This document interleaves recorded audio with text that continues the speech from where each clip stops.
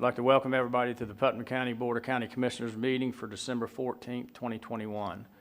We will begin our meeting with the invocation by pastor of Grace Fellowship Church, Mr. Terry Wright, and then the Pledge of Allegiance will be led by Commissioner Rawls. Please stand if you're able.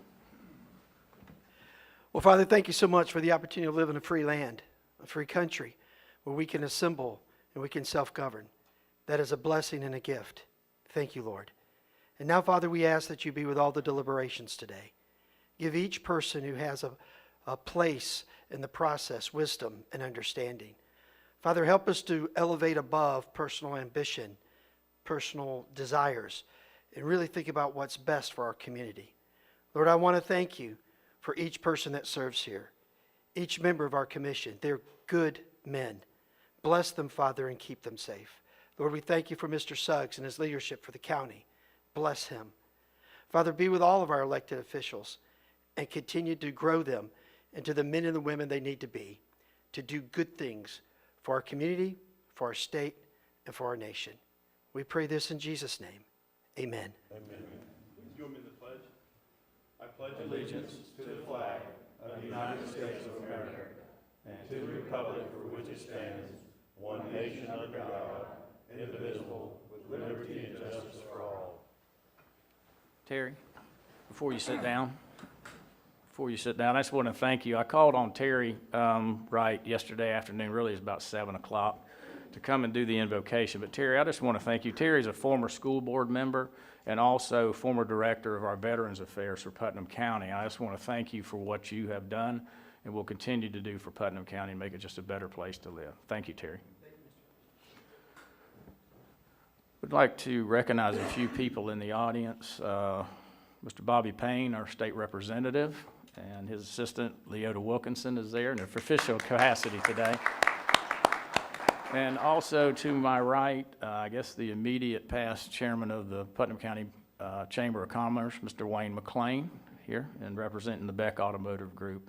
And Mr. Tom Hovison from Camarco, I believe, is in the audience. And always the Honorable Ed Killebrew.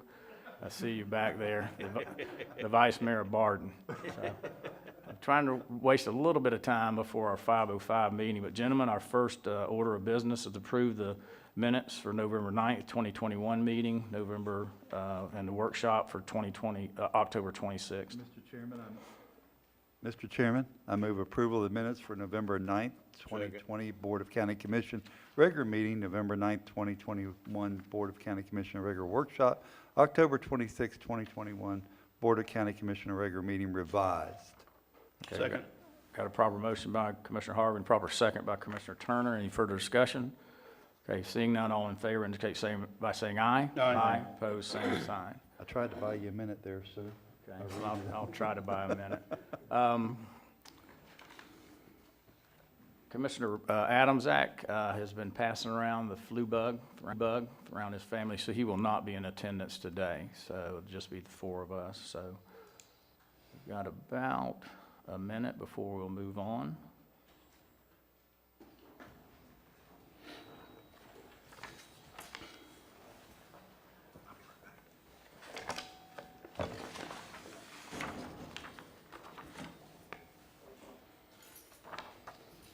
Okay, it's 9:05, so I will adjourn or recess the regular Board of County Commission meeting, and I'll call the Port Authority meeting to order. The first item of business is item A, approval of minutes of November 9th, 2021 Port Authority meeting and November 9th, 2021 regular workshop. So moved, Mr. Chairman. Okay, got a proper motion by Commissioner Harvey. Second. Second by Commissioner Turner. Any discussion? Okay, seeing none, all in favor indicate by saying aye. Aye. Aye. Opposed, same sign. Passes. Okay, we'll go to the Barge port presentation, B, and I'll turn that over to administration right now. Thank you, Mr. Chairman. Good morning, Commissioners. As requested by the Board of County Commissioners a couple meetings back, wanted to hear a presentation on where we are with our Barge port project, where we've been, where we're headed. So this morning we've got Mr. Rick Farron, who was very instrumental in getting us through the first process in the hurdles with the Army Corps of Engineers, getting our project approved for further movement. We also have Mr. Roy Schleicher here with him today. So we'll just do a presentation on where we are and where we're headed. And I'd like to turn it over at this time to Mr. Farron to go ahead and do a presentation for the Barport project. Thank you for being here, Rick. Thank you very much, Terry. I appreciate that. Well, good morning. First of all, to Representative Bobby Payne, thank you so much for attending today. He's going to be a big part of this project. And good morning to the county commissioners and the regional business leaders and all of the project stakeholders. What I'd like to do first is I'd like to, as I'm going to make sure that this works, and it does, I'd like to introduce the team. My name is Rick Farron. I am with Trans-Systems. I'm a vice president with Trans-Systems responsible for ports and maritime.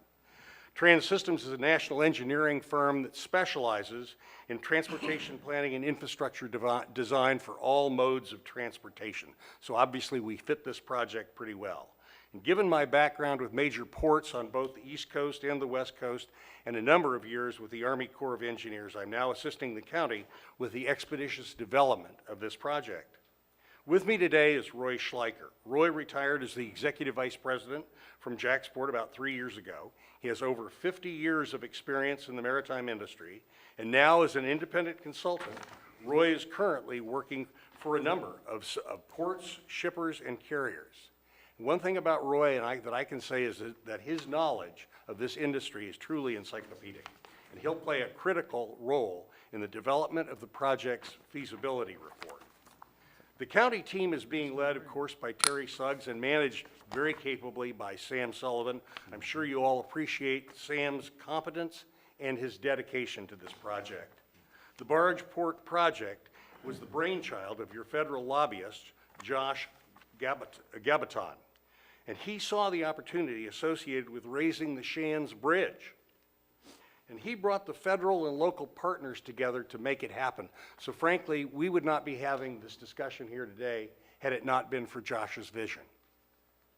The Army Corps of Engineers has a team in Jacksonville, the Jacksonville District, that's being led by Jim Suggs, no relation to Terry Suggs, but Jim Suggs is a true veteran of successful completion of many similar projects under what we call the Continuing Authorities Program, Section 107, and you hear it referred to as CAP 107. It's for smaller projects, and it's an expedited process. As you all know, things at the Corps of Engineers, and I was one for a long time, move sometimes at glacial speed, but this project will be moving quite a bit faster. He is truly an enormous supporter of this project, and he's going to play a very significant role in not only preparing but leading the team that will prepare the feasibility report that will actually justify this project's construction. Now, the project itself, let's take a look. The project itself is the dredging of a 5,000-foot branch channel. Now, the branch channel will go from the current barge berth to the St. John's Channel. And there will also be the addition of a turning basin, which will enhance navigability and vessel safety. The new depth will be 12 feet at low water. While there is already a channel in place, it's been filled with silt that accompanies the major storms that we've seen over the last 10 to 15 years. And currently the channel depth is at about 7 feet. So at that very shallow depth, it precludes use by anything other than very shallow draft barges and recreational vessels, and that doesn't do much for business. Now, our estimate of the material that needs to be removed is under 200,000 cubic yards, and the good news is we have a viable disposal site in the vicinity of the barge berth itself, close by. So at a new depth of 12 feet at low water, the number, the size, and the capacity of the vessels that will be using your barge berth will increase dramatically, as will the revenues from that activity. Now, the project development, let's take a look at where we are with project development. And thus far in project development, we have completed 3 critical steps. And you can see that the first is called the Federal Interest Determination, or the FID. And of course, the Corps of Engineers loves acronyms, so you have to be able to translate a little bit. The FID is simply, it's a document that was prepared by the district, which indicates that the federal government has looked at this project and they've got interest in it. They want to continue looking at it. So the next step was the development of the fact sheet. And the development of the fact sheet, that was completed in September. What the fact sheet is, as the name would imply, is it carries a lot of information about the project itself. It's prepared by the district, sent to their higher headquarters, which is the South Atlantic Division in Atlanta, and from there up to the headquarters, we call it Headquarters USACE, which really stands for Headquarters, United States Army Corps of Engineers in Washington. And it went to the Director of Civil Works. The Director of Civil Works approved it, and with that approval, what he was saying was that he understands that if this project's feasibility report is positive, and the project is actually constructed, the Corps of Engineers will pick up what's known as O&M, or Operations and Maintenance Responsibility.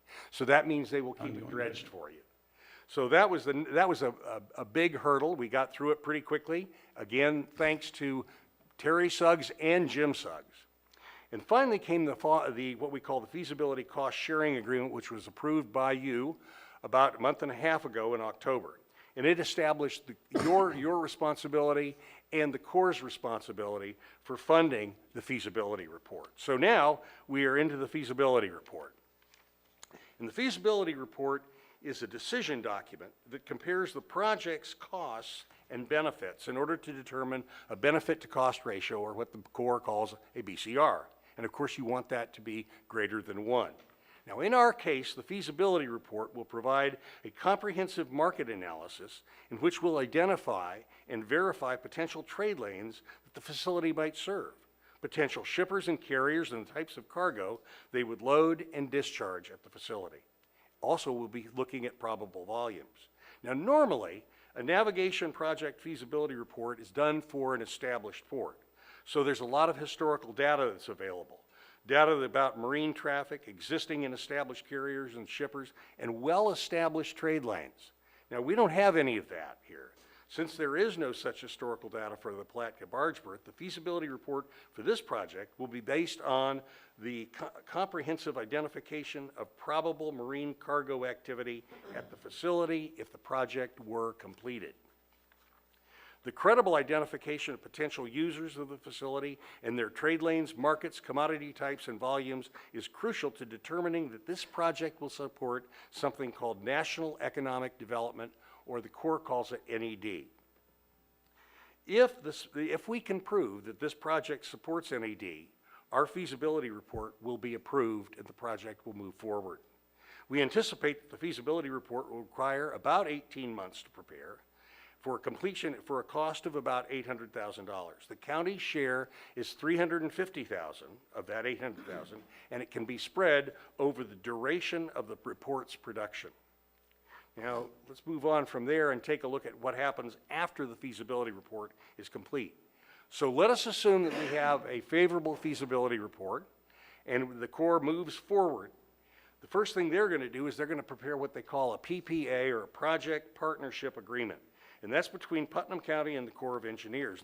And the agreement will cover the estimated cost of the construction and the responsibility of the county for 20% of that, and the rest of it, 80%, will be on the Corps of Engineers. The agreement also addresses lands, easements, rights-of-way, relocations, and disposal areas. Those are very important elements because what they'll do is they will reduce the amount you actually have to pay in cash, because they're considered a contribution in kind. Additionally, the Corps will prepare the plans, the specifications, and provide all of the surveys for the advertisement process, the bidding process, the contractor selection process, and finally the award of a dredging contract.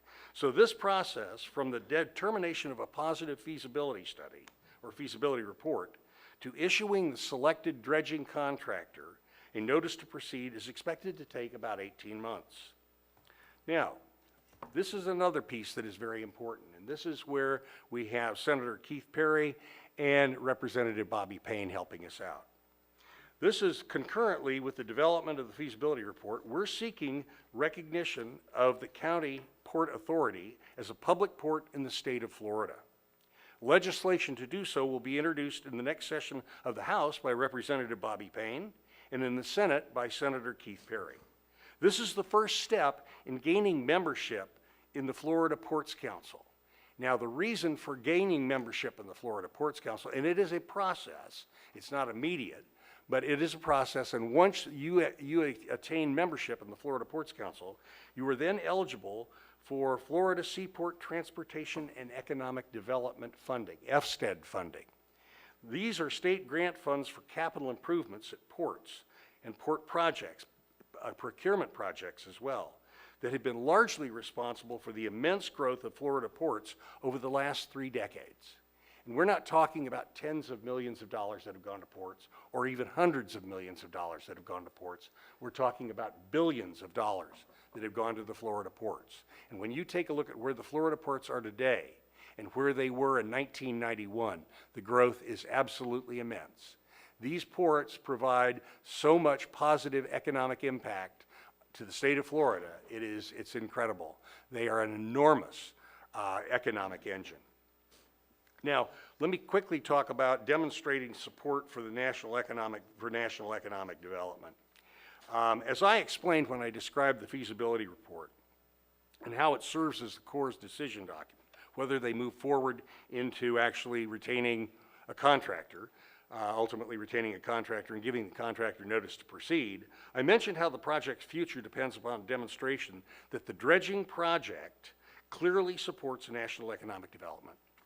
We have got to rely on the demonstration, since there is virtually no historical data that would support a traditional feasibility report. Now, this is where I introduce Roy Schleicher. Roy Schleicher will assist the county in the research and identification of all economic opportunities that the project would provide Putnam County.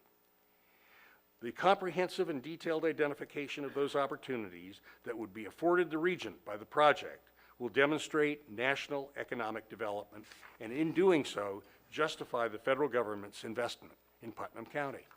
So with that, let me introduce Roy Schleicher. As I said, Roy Schleicher has over 50 years of experience, and I don't think there's anybody better to identify the opportunities that would come to Putnam County and the Palatka Barge berth. Roy? Good morning. Very good to be here today. And I'm not as eloquent speaker as Rick is, and he's taught me well. But Rick brought me here to Florida 20 years ago, and I'm happy I'm here, and I'm happy to help with your project. I've got some slides that I've prepared, and pretty easy to understand, to read, and I'll start with the first one. First of all, as Rick said earlier, that the Corps of Engineers, their feasibility studies are based on historical data. There's just a little bit of data here from some barges that have come in the past, but not enough to really use that as a basis for going ahead with this project. So because there's not that data available, there's a certain amount of research, and we have to identify cargo, we have to identify opportunities, and we also have to address the port's current environment and anticipated research that we have to do. The current environment, right now, you have available land at the port. We did a tour, Rick and myself and Sam and Terry did a tour a couple weeks ago. So you've got good amount of land. You've also got some acquisition property that you're going to be taking care of. You've got well-maintained warehouses. That's important because warehouses on the East Coast are very hard to come by. So we can see that as a definite possibility. You have on-dock heavy lift stick crane. That's important because some of the project cargo that would be moved could come in and utilize that facility. You have CSX rail service, direct service. That's also very encouraging as one of the largest railroads in the United States. And of course, and I'm doing this because I don't have my glasses on. I'm going to have to bear with me a minute here. Proximity to major customers. I mean, you got Veritas Steel sitting right next door to you. You've got other customers down here that will be very good for the future for you guys. Okay, the port terminal, I don't know if you can see this as well, the writing up there, but what I did is I outlined where the stick crane was, where your terminal laydown area was, as well as the warehouse, CSX rail, the expansion land, Veritas, and of course you've got a shipbuilding yard to the one side. This just shows you how well this all blends together. So this is important for the future. Now, what are we trying to get here? Okay. The dredging project is going to allow, with the 12-foot, will allow larger barges and small vessels to call the port.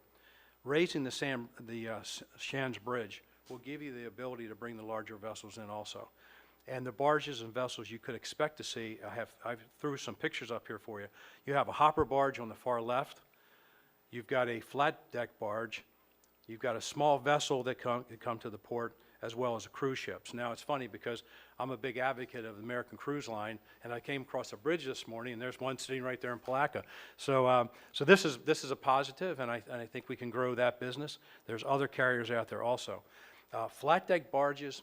A lot of people think of barges strictly as hopper barges, where they're basically grains and agricultural stuff and coal and various things put in here. But the flat deck barges can be used for putting automobiles, trucks, heavy lift equipment, roll-on, roll-off, as we call it. Also, you can put project business, you can put pieces of bridges on them. You've got an abundance of type cargo you can move on a flat deck. So that's a very important target for us. This is very hard to read for the people in the audience, but basically what this, and you have a copy, so you'll be able to read it, but basically what this says is that a barge will, what you can put in one barge will be 16 rail cars or over 70 tractor trailers. So what you're doing is you're moving cargo at a much cheaper rate. I believe the rate is like 54% cheaper if you move it on rail, and about 95% cheaper to the customer if they move it on versus truck. So this is an important thing. It's the low-hanging fruit. It's the thing that makes this viable. Timing is right. This is key.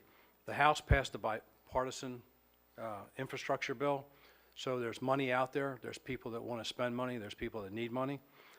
The Department of Transportation Secretary supports Marine Highway, and every barge movement takes trucks, so it's environmentally it's a good thing. I want to go back to the Marine Highway. I've been involved in the Marine Highway business for years, trying to set up barges and small vessels going from, let's say, Jacksonville to Norfolk. And at one point, I worked for a barge company up in Baltimore, Hale Intermodal, and we would move barges to and from New York, Boston, Philadelphia, Baltimore, Norfolk. And so I've got a lot of familiarity with moving barges and what it takes to move them. So I think this is really really an exciting time for Palatka. Now, with the infrastructure bill coming through, a lot of people saying, what do you need it for? Well, this graph right here shows you that the bridges, sewage pipes, water pipes, they're nearing their life. They only have a few more years left.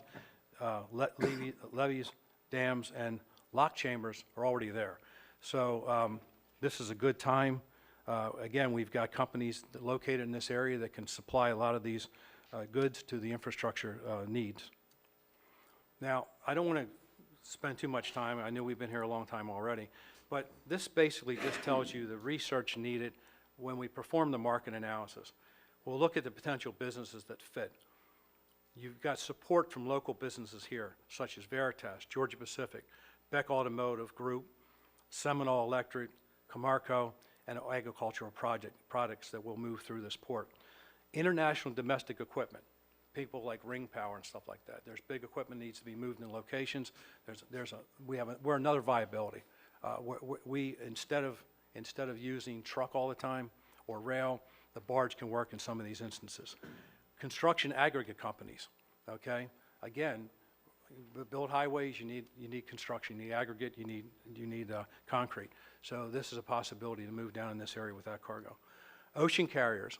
Ocean carriers move break bulk, ro-ro, project cargoes, and limited containers. Maybe they want to expand their reach. I know for a fact that we actually moved some cargo from the Port of Jacksonville on a barge down to St. Augustine to have radar equipment put in. We put it back on the barge and loaded it back on the vessel. So this is a type business that we can possibly do down here. We will go after the transshipment cargo in the Caribbean. The Caribbean are a smaller market. You don't have the huge ships you see you see advertised on the news waiting to come into the ports. So there's potential to move cargo from small ports into this area. Florida is a big supplier to the Caribbean, so this is an opportunity for Palatka to get into that business. Again, I mentioned the U.S. flag coastal and river passenger vessels, which American Cruise Lines and others. Neighboring ports, do we want to do an agreement? Do we want to talk to Jacksonville, for instance, and saying, we can move some cargo down here to lessen the amount you have up there? and again, a cost savings to the customer. And then barge and towing companies. I already started studying the barge and towing companies to look at who can come down here with the draft and the various things you'll need. And there's a plethora of those companies that we can use. So our goal, Putnam County's goal, is to have the Port of Palatka become a viable port for small vessels and barges, which will equate to new economic growth, new job creation for not only Palatka community, but also for Putnam County and for the state of Florida. This is possible with the leadership of Terry Suggs and his staff, as well as Senator Keith Perry, Representative Bobby Payne, and enthusiastic support from the U.S. Army Corps of Engineers. We couldn't do it without them.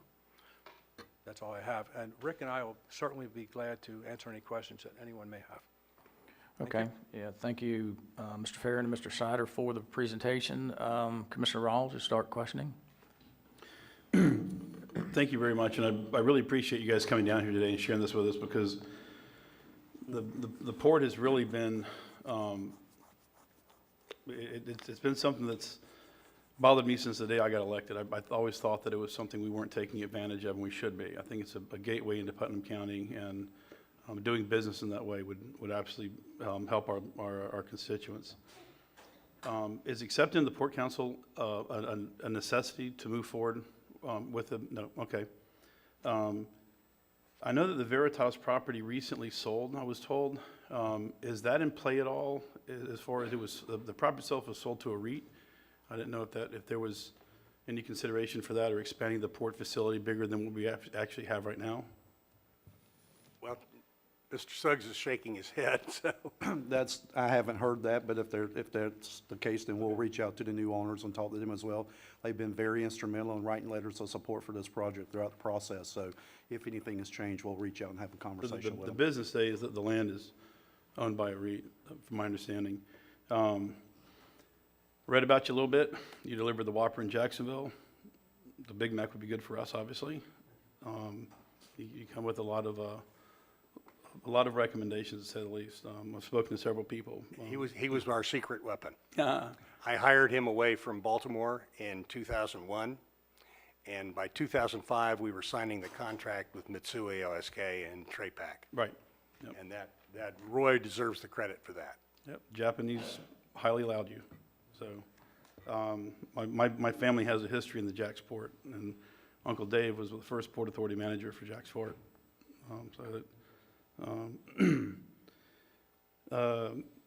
Who is our target market anticipated right now? We've got to have something in mind. You've mentioned all these different vessels, and I know that you've got G&G Shipping, for instance, that pulls out of Fort Lauderdale. They do a lot of shipping. They're owned by C Corp. They do a lot of shipping to the Caribbean. Would we really be able to compete in that market, or is it just moving? I'm trying to wrap my head around, are we the center point between Jacksonville and the north central Florida market via the St. Johns River? Do they bring it in by rail, drop it on a barge, move it down? Do we bring it in by barge, drop it on rail? Or is there an intermodal aspect that we're looking at as well? Because I've not heard any of that discussed. And I know you guys just had a huge intermodal project over the past 3 years in Jacksonville. What we're looking to do right now, first of all, we're going to get together with the Chamber of Commerce, where with the current customers that are already in this area. We've already started researching other customers in the area that would make sense. What we have to look at is we have to look from a hopper barge standpoint. We have to look at agricultural type business, for a CMEX corporation, like an aggregate type company like that. Somebody that, again, needs to supply this area, but because they take it into a particular port, it costs them more money to truck it or rail down. We can be that third option for them to use a barge versus using rail or truck. At some point, you're going to have to use truck local, but I'm talking about from the long run. We will go after that. When I talk about the Caribbean market, there's some business down in the Caribbean that we need to look at confidentially. I would prefer not to mention the name, but it's currently at different ports, and there's some potential there. We have experience with we're not talking about Puerto Rico. We're not talking about bringing the Puerto Rican business away from Jacksonville or anything like that. These are the smaller carriers, the ones that we don't get here. But you've got so many customers down in Miami today that are bringing cargo there, and they're trucking it right past Palaca or into Palaca, where they could bring that cargo here and have a cheaper transportation, because the water transportation is virtually cheap. I mean, except recently now and from Asia, but normally it's not that expensive to bring it across the water. Where it expenses is when you get it onto the dock and you got to move it by truck or rail. That's where your more expensive is. So the closer you can get your cargo to the origin, from the origin, closer you can get it coming from the origin or going to the destination, then that gives you the ability. We've looked at that. We don't think there's a big market for container business, but we think there's a market for people that are here that are moving to other ports, again, may find it cheaper to come down here. The big key is going to be getting the barge companies to get involved in this and getting a barge company to buy into taking this and running a service back and forth, depending on where we decide the business, or where we find the business will come from. If I can go back, we've looked at everything. I mean, that's one thing that I think is important. You can't look at this through a narrow look. You've got to open your eyes up completely to every possibility, because to make this port successful, it's not going to be just one commodity or two commodities. It's going to be several. So that's kind of where we are. So again, we're going to rely on the Chamber of Commerce for some help. I've been working with Sam's. We've already got a list of the customers down here we need to talk to, which we're going to schedule some appointments with to find out where else we can help them. Because again, people do the same things repetitionally every day. They do the same thing. Sometimes somebody from the side's got to come and say, hey, did you think about doing this? And that's exactly how we got the Asian business in Jacksonville. Because when Rick brought me down here before I came to work here, and I said, what's this big, beautiful property doing? He says, that's going to be an aggregate terminal. And I said, well, as Rick said, when he came here, they didn't have Asian service. And he said, let's work together and make it happen. And we did. But you had to think out of the box, because I can tell you how many people, pundits up in Jacksonville were saying, you're wasting your time. You'll never get an Asian carrier here. And now, Jacksonville's the #1 container port in Florida. Okay, so it's just a matter, you just got to look under every rock. And that's what I plan on doing. So you mentioned the aggregate stockyard in Jacksonville. If we went in that direction, which I think would be smart, the way we're centrally located in Alachua, Clay, Marion, Flagler, all the surrounding counties, Volusia, it would make sense if we were distributing aggregate fill material, stuff like that here. But you have one in Jacksonville. I'm just wondering what kind of are they going to be happy if we went in that direction, if we took that position? Or Well, we'll sit down with Martin Marietta and talk to Martin Marietta. CMEX really doesn't use Jacksonville. They lease land up there. They kind of do that to protect the cost of the rail and things like that. But CMEX uses other ports south of us. So it's a matter of sitting down with those two, and there's other companies, but just those two off mind, is to talk to them about what we can do. Does it make any sense? We're not talking about taking Jacksonville's cargo away. We're talking about maybe there's a piece of it that could come this way versus another way. And I said, and that's the key. And Florida is very much into keeping aggregate terminals around, because you need that material so you can build your roads and build your buildings. So it's important for the infrastructure moving forward. I think I see Veritas as another big opportunity, because the bridges need to be replaced, overpasses need to be done, things have to be done. And they're right here, and that's a good opportunity for us. so I met with Jacksport several years back, and I met with their governmental liaison, and she was actually shocked to find out that Putnam County had a port authority, but they didn't realize that we existed. So has there been any conversation with Jacksonville, any preemptive conversations, and working together with them or forming? No, not yet. Not Okay. yet. We have a good relationship with, as you know, I just left 3.5 years ago. Yeah. Eric. I hired Eric Green. Yeah, right. So we have a relationship, and I actually did work with Jacksonville for another client that's completely separate than ports. We're working with them on them. So I talk to Eric on a regular basis, so it's not an issue. I know all the staff out there.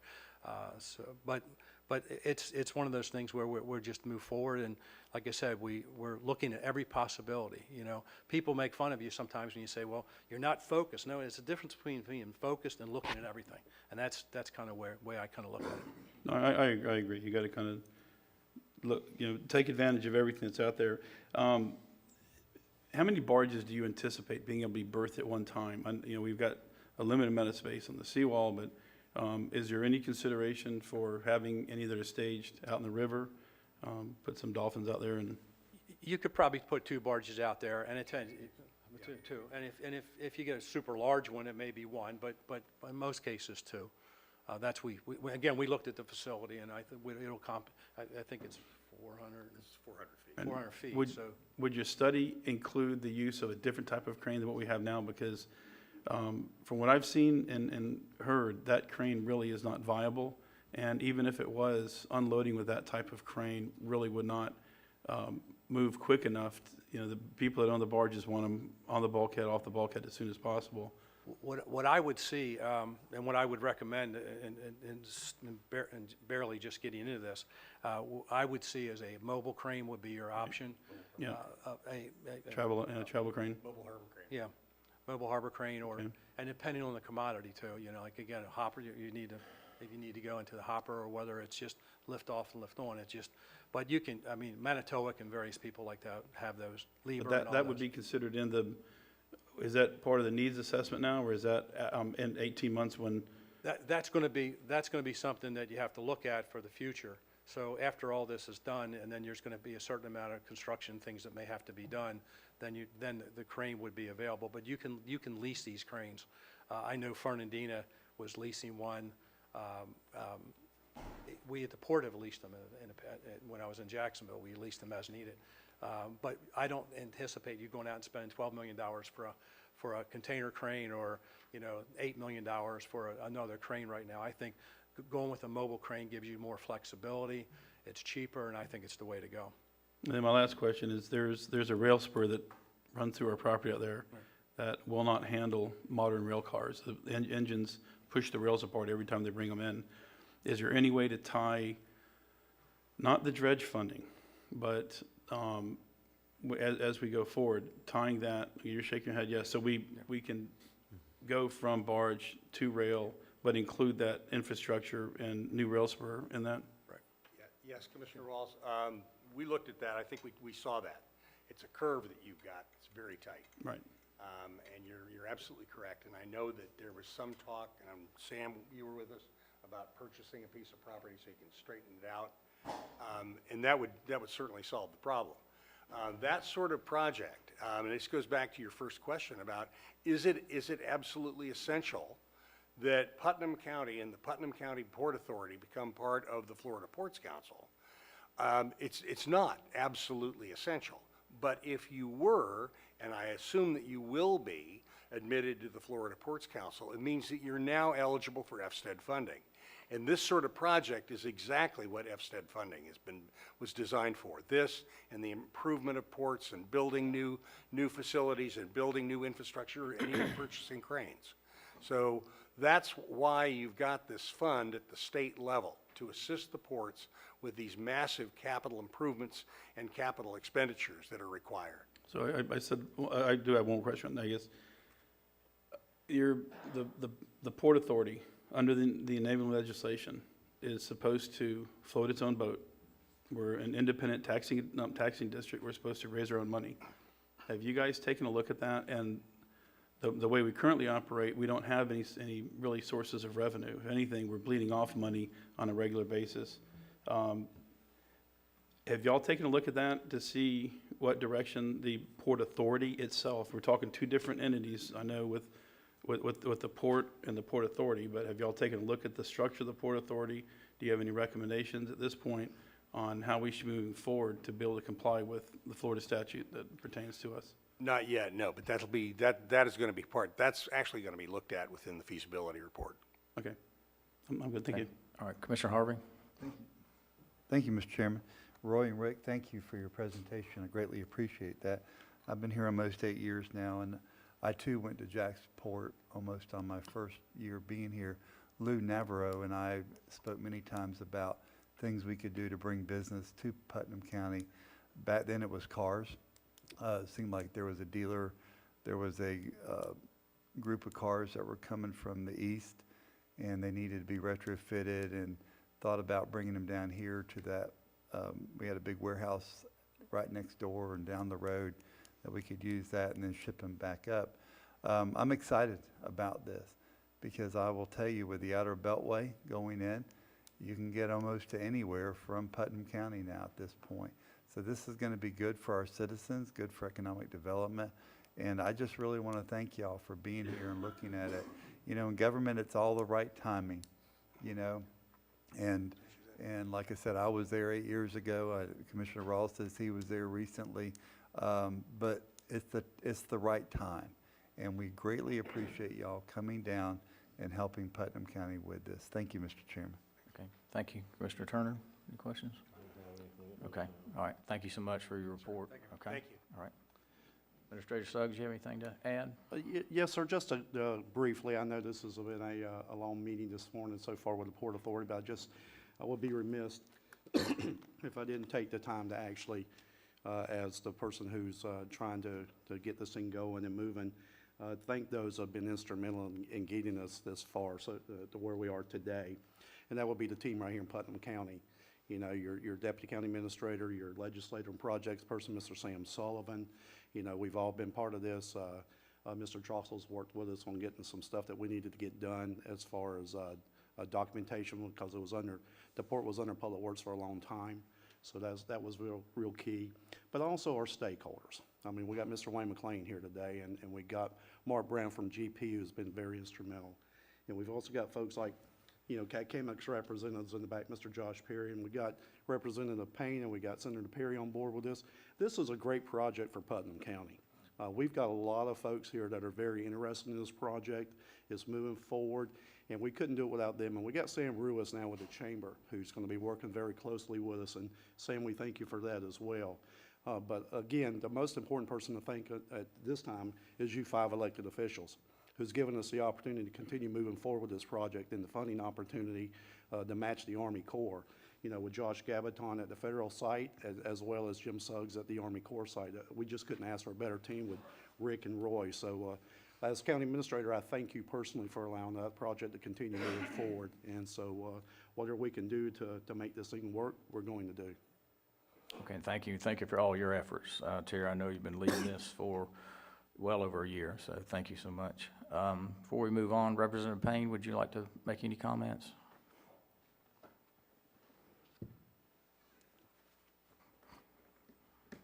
Yeah, just quickly, and I can't say it really any better than Mr. Suggs just said it.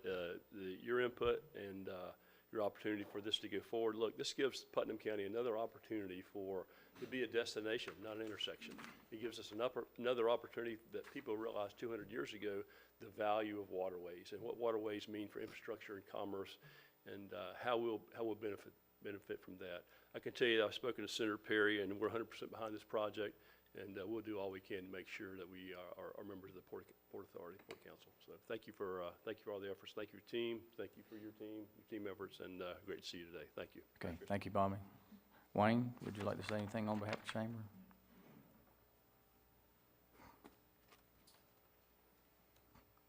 Just that business community is very excited about this, and we appreciate the commissioner's support of this. This is going to give us another tool in our toolbox to make things happen here in Putnam County. So thank you. Okay, thank you. Okay, as we move forward, the next agenda item is C. Okay, Commissioner Turner. I move that we approve that item, Second that. item C. Okay, we got a proper motion to move item C by Commissioner Turner and a proper second by Commissioner Rawls. Any further discussion? Okay, seeing none, all in favor, indicate by saying aye. Aye. Opposed, same sign. We'll move down to, Mr. Chairman, I move approval on item D. I second it. okay, got a proper motion by Commissioner Harvey and a proper second by Commissioner Turner. Any further discussion? Okay, seeing none, all in favor, indicate by saying aye. Aye. Opposed, same sign. Okay, it went smoothly. We'll open it up for public comment. Any individuals wishing to make any public comment on Port Authority items? Okay, seeing none, we'll close the public comment portion. We'll move to general discussion. Commissioners, any general discussion today? Administrator Suggs? After commission. Okay. After commission. Okay. I think this is an exciting time for Putnam County. I think this has been long needed. The dredging is a very, very, very small component. Whether it gets dredged or not, we can still utilize that port I think we just need to take the actions necessary to start utilizing it. But the other components are going to be rail and roadways. We've got to be able to get from out there to the roadway. I can tell you right now that even the road that's out there, if you guys have been on it, needs a little bit of attention paid to it. I have a project out there on a 400,000 square foot building that we drive on that road quite frequently. I think one of the impediments that's going to have to be addressed that I didn't mention earlier is going to be the fact that you have CSX Railway and their switch yard there. And at times, they're blocking both intersections to get in and out of that area. So if that hasn't been seen yet, that'll be one of your challenges you can help out with, because it definitely, we get truck traffic sometimes backed up calling us on the phone complaining they can't make deliveries. But I really appreciate you guys getting on board. Look forward to working with you. Okay, thank you, Jeff. Administrator Suggs? Yes, sir. Now that the items have all been taken care of, I'd just like to personally thank Rick for all he's done so far in getting us where we are, and to welcome Roy now on board. It's going to be very instrumental with his background and knowledge to get us through the next phase of this, and I'm looking forward to the opportunity, Roy, to work closely with you. And just for a moment of levity, sir, you want to talk about teamwork and how these things. Jeff, I'm going to borrow a word from you, synergy. We got our three main players out here, Rick, Roy, and Sam.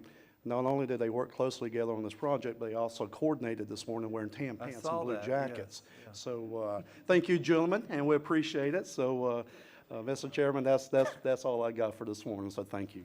Okay, thank you, and look forward to working with you. Thank you for the presentation. Any further business come before the Port Authority? Okay, we'll adjourn the Port Authority, and I'll reconvene the regular Board of County Commission meeting.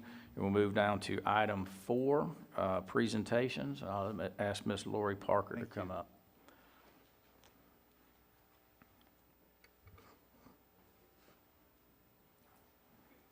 Good morning.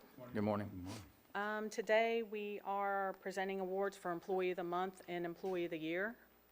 As you know, previously we had Employee of the Quarter, Employee of the Quarter, which then became Employee of the Year at the end. Well, now we're doing Employee of the Month, then Employee of the Quarter, then Employee of the Year. So we added some more awards. So the first one we're going to do is Employee of the Month. Employee of the Month is similar to Employee of the Quarter.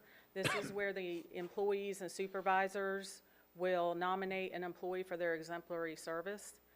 And the first Employee of the Month we'd like to recognize is Nicole Baker, if she could come forward. Nicole Baker is Employee of the Month for October. She's Employee of the Month for October, and I just wanted to read part of the nomination form. Nicole Baker, she initially served as staff assistant. She took the initiative to become an integral part of the CARES Act team, serving on the front lines and assisting members of our community. The support she provided to her teammates during this time was invaluable. Within a short time frame, Nicole was promoted to General Services Assistant, Asset Specialist. As the new Asset Specialist for the county, Nicole is responsible for generating revenue through the sale of surplus items. Her first auction generated an impressive $50,000 in revenue. Her second auction was a massive success, generating almost $109,000 in revenue. Nicole is an asset to both the procurement team and to the Putnam County BOCC family. So we would like to recognize her for Employee of the Month for October. You're welcome. You guys would like to get a picture before we move on? Or You want to do it do all them together? separately? We'll just do a group. Okay. The next presentation is Employee of the Month for November. That would be Laura Berardi, if she could come forward.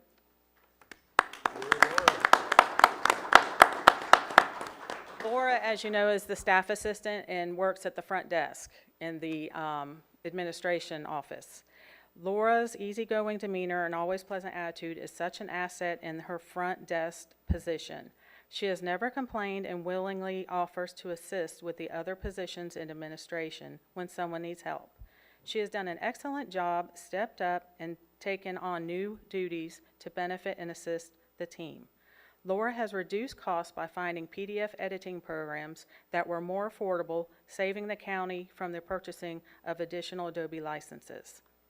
Laura sets a great example and has a very strong work ethic that should be recognized. She is very worthy of this recognition. and Laura is Employee of the Month for November. Yay.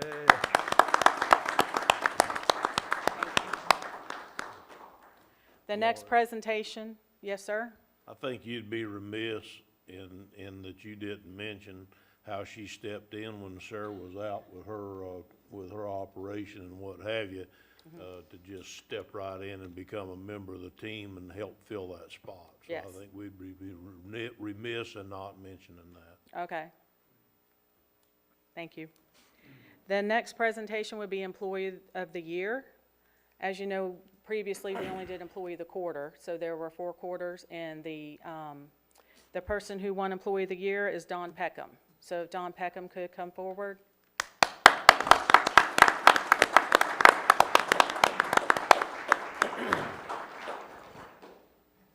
Hey, Don. John. I was going to read the plaque. Putnam County Employee of the Year for 2021, Donald C. Peckham, in recognition of exemplary service to Putnam County for January 1st, 2021 to December 31st, 2021.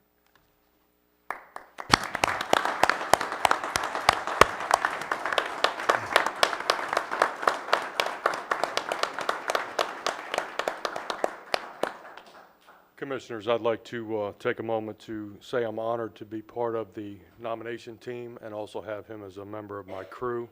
He's a valuable part to the county.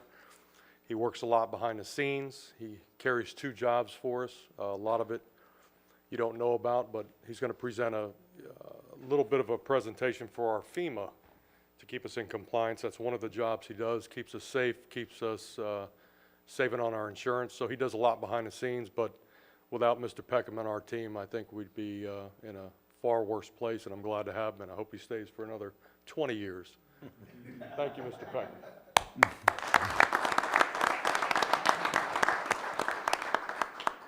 This is the award for Employee of the Year.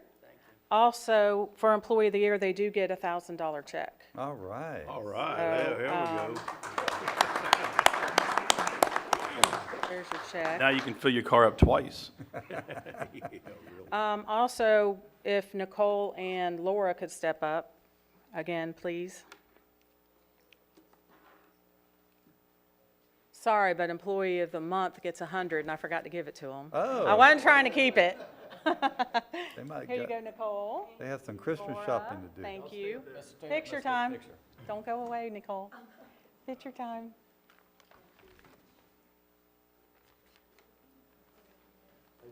Go ahead.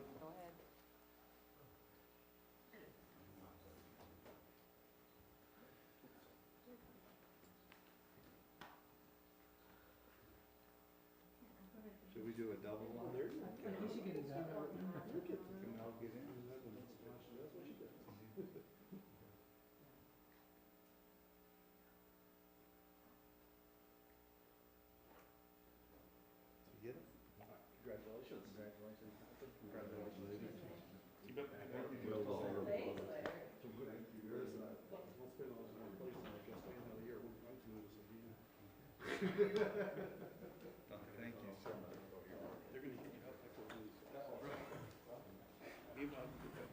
Thanks, Don.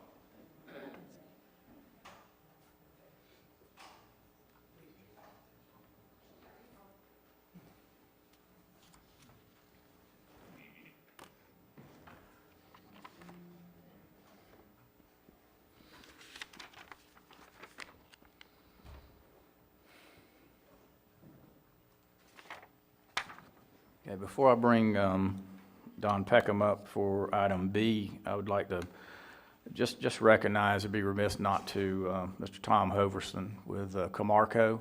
I believe it's your 3rd anniversary in Putnam County, and the economic impact that you've brought, you and your staff to Putnam County with the amount of employees and your investment. And we just want to thank you as far as the Board of County Commissioners. I remember when we were selling that building, we took some criticism. And I looked at the people in the room, and I said, if he does what he says he's going to do, this is going to work out really well for Putnam County, and it truly has, and we thank you. Thank you for all your efforts, sir. Let's give him a hand. Yes, sir. Okay, item B, Mr. Don Peckham. Planning and Development Services Local Mitigation Strategy Plan Update. Y'all hold on to your hats, this is gonna be exciting. So, updating the LMS plan is the plan that we actually get credit for with CRS. So, the CRS program is community ratings system that FEMA has, and it's a recognition system where the counties get a little bit of a discount on the insurance for their property owners. So, we're required to do this presentation once a year, and what I've done is I've included the LMS matrix on the back so that you can see the projects that are in progress. And also I did the report, which is required, and it gives a narrative about the CRS update and all, and we now have 2 CFMs. It talks about that. So if you read through the report, it just gives you a basic. I'm only good for 2 acronyms. What's the last one? Which one was that? CFM? CFM is Certified Floodplain Manager. So when you're in the CRS program, you get credit for having CFMs. The more you have, the more credit that you get from FEMA. So we have Gabriel Quintus now, and he's in planning, and that's a great place to have somebody that has that certification, because he's got that floodplain manager mindset, and it's very important. So You were doing that yourself, weren't you? what's that? Weren't you that before?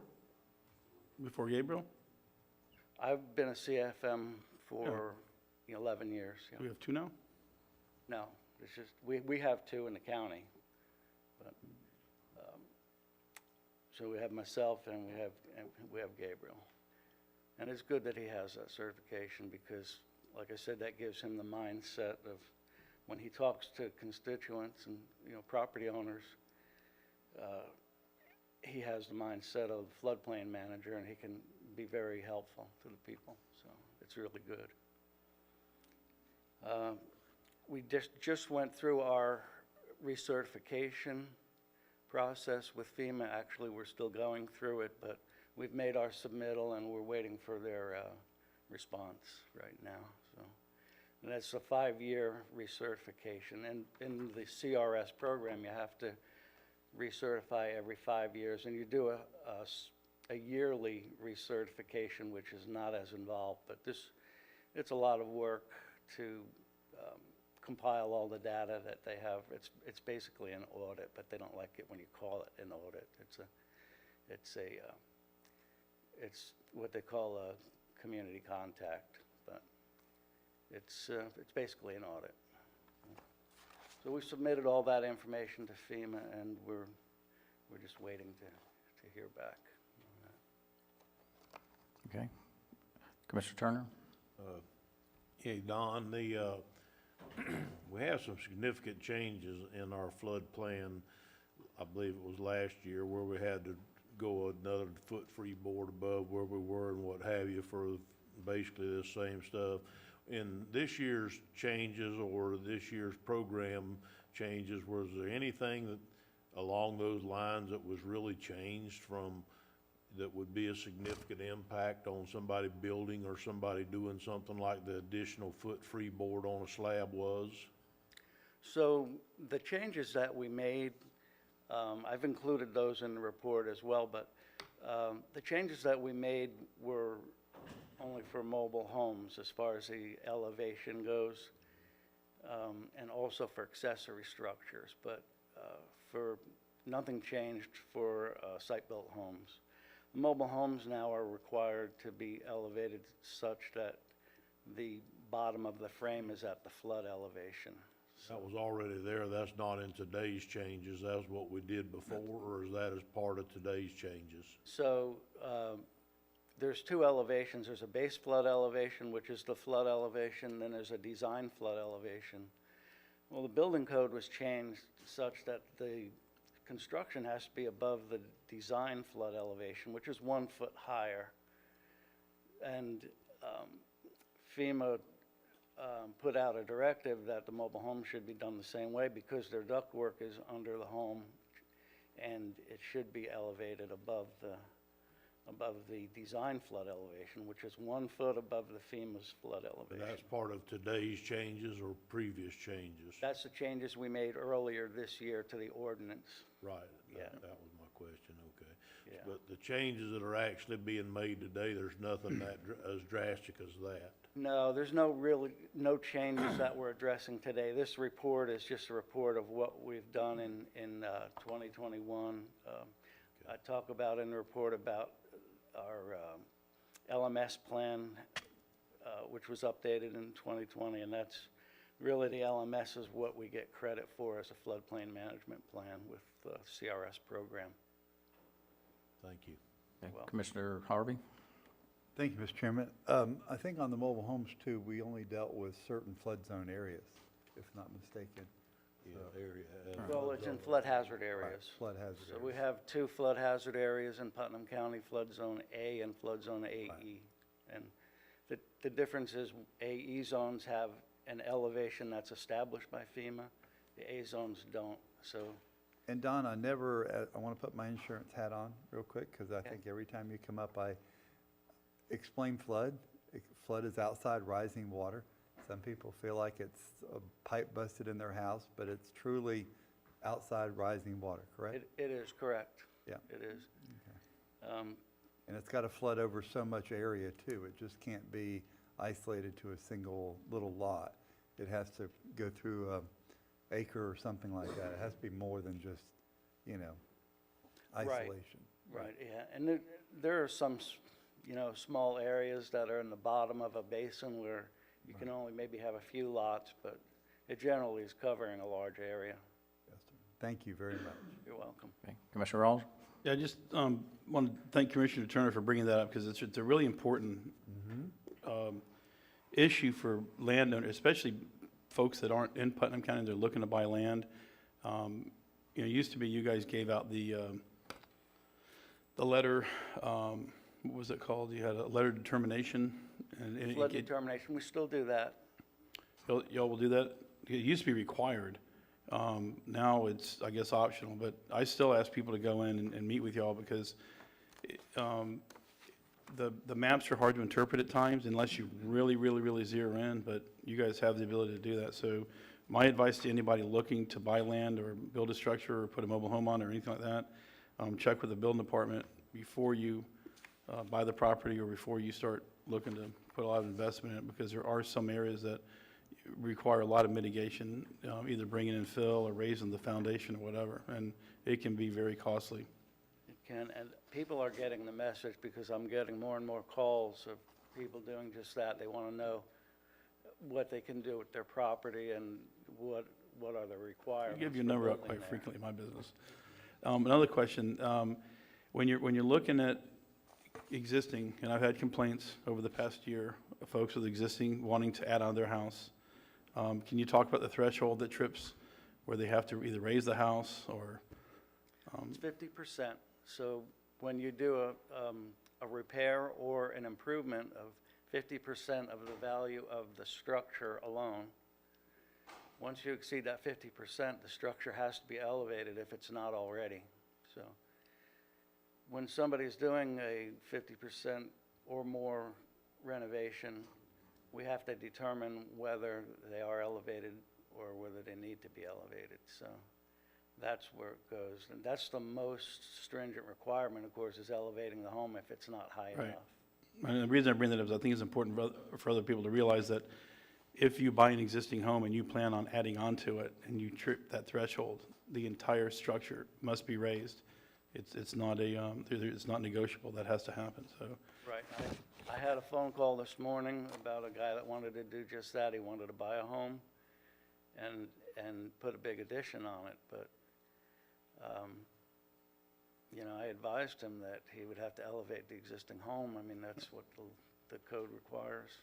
Well, we're seeing this as a lot of folks that are coming from out of town buying riverfront, and that's where they're impacted. And a lot of smaller houses that were built in the 50s, 60s, and 70s, and people come in and see it as a great value, and they're going to dump a bunch of money into it, improving on it. And my advice has been just tear it down and start from scratch. It's sometimes more advantageous, yeah. It because elevating the homes is very expensive. Yeah. Without destroying it, so. Okay, Commissioner Harvey? Thank you, Mr. Chairman. Also, along those lines, what Commissioner Rawls was saying about letter of determination, I used to advise all my clients to get a flood elevation certificate. They're not that expensive, and they go, well, I got a survey, and that's telling me it. No, survey doesn't tell you nothing about the elevation certificate, and it's a very small cost. They can do it at the same time they're doing a survey, and then you've got both pieces of information to use on how you can put stuff on your property. So, Yep. thank you, Mr. Peckham. Okay, so there's no action item on this, it's just a presentation, correct? Okay, all right, thank you, Don. Thank you. Okay, we'll move down to item 5, public comment on agendas items. Are any individual wishing to speak on an agenda item?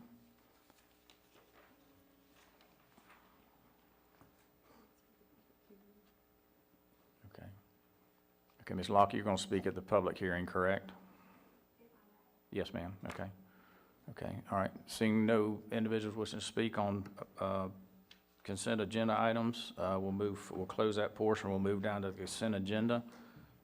Commissioners, any items wishing to pull? I'll start to my left with Commissioner Rawls.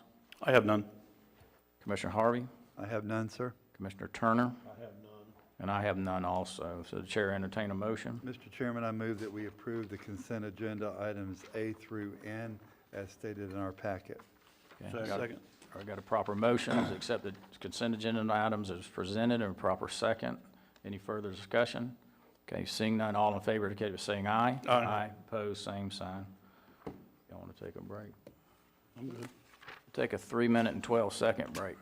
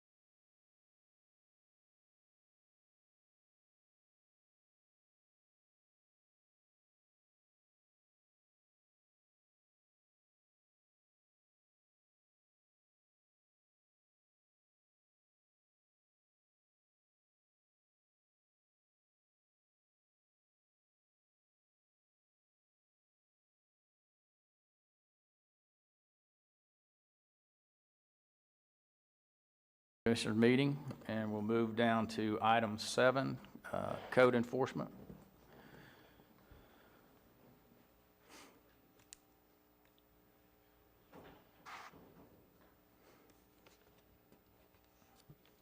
Morning, Commissioners.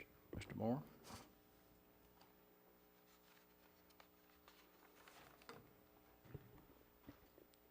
Our first case is, address is 111 Miller Road. Property owner's name is Susie Lange, and the violation was unpermitted addition and roof over care premises and a dangerous structure. The total cost of, original fine amount, is $250,021.33, and the total cost of enforcement action is $1,839. The property owners recently purchased the property. Property is now compliant, and the owner is requesting a fine reduction. If the board approves, we recommend the reduced fine to be paid within 90 days. Okay, any questions of staff? Okay, is applicant here, or the landowner here? Okay, you wish to make any comments? If you do, you have to come to the podium and give us your name and address.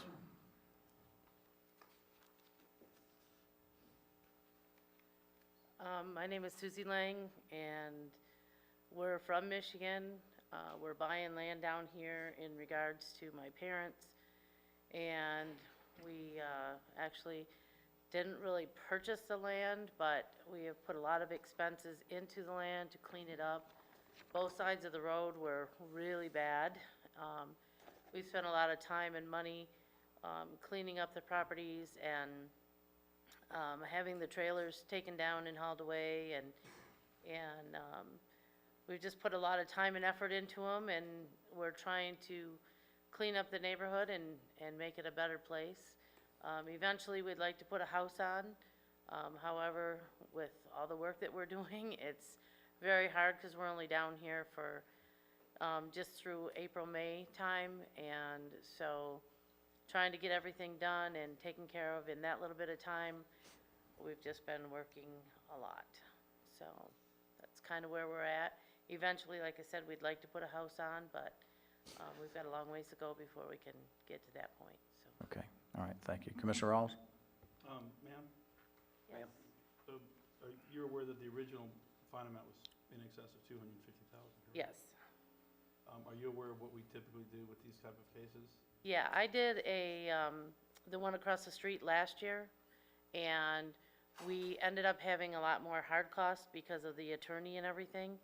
Well, this one, we worked with the county, and we got in touch with everybody before it went to that point. So we paid off the back taxes and did all that. We got it cleaned up. We did hire somebody to clean it up for us this year.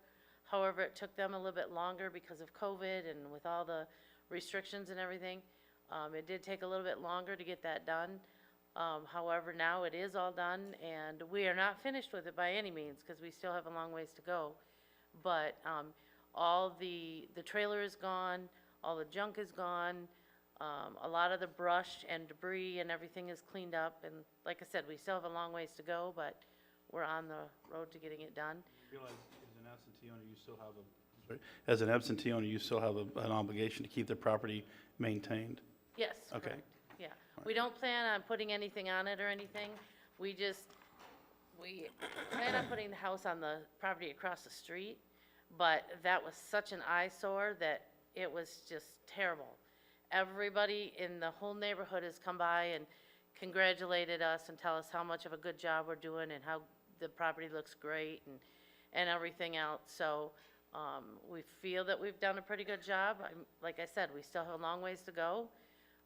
We'd like to clean it up some more and get some grass planted, do some landscaping, but to actually put anything on that property, we don't plan on doing anything with that. It's just going to be a green area, quiet area. But we do eventually plan on putting a house across the street, so. Okay. If there's a motion in order, I'd like to make a motion. Yeah, what's the pleasure of the board? I'll make a motion that we reduce the fines by the administrative monthly fees of $650 to a total of $1,189 to be paid within 90 days. Second. Okay, we've got a proper motion by Commissioner Rawls, proper second by Commissioner Harvey. Any further discussion? Okay, seeing none, all in favor indicate by saying aye. Aye. Opposed, same sign. Okay, Thank you very much. And in the future, we'll try and do our best to, okay, clean it up and keep it that way, so. okay, thank you. Thank you very much. All right, good luck with your project.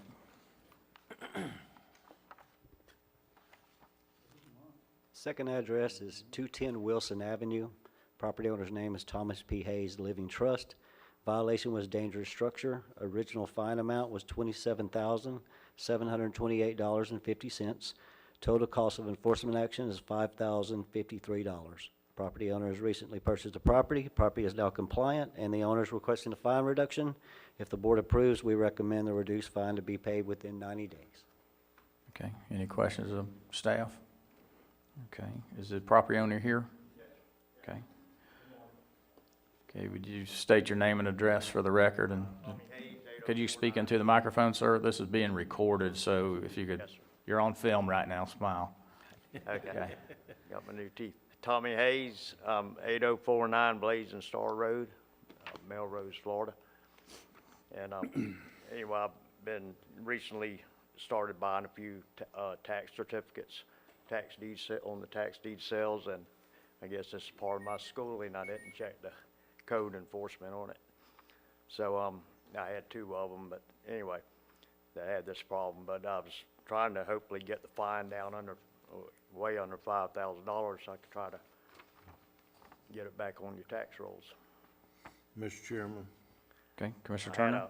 the other one went to 1,600. I'm not sure why this one was so much higher, but you know. I think it's probably because this one had some abatement costs in it. The other one probably didn't have. They actually tore a structure down on it at some point in the past. Right. Right. So, Mr. Chairman, in trying to remain consistent to what we've done in earlier cases, I move that we reduce this fine to $3,853 to be paid within 90 days. I could do that. I'll second. Okay, got a proper motion on the floor and a proper second.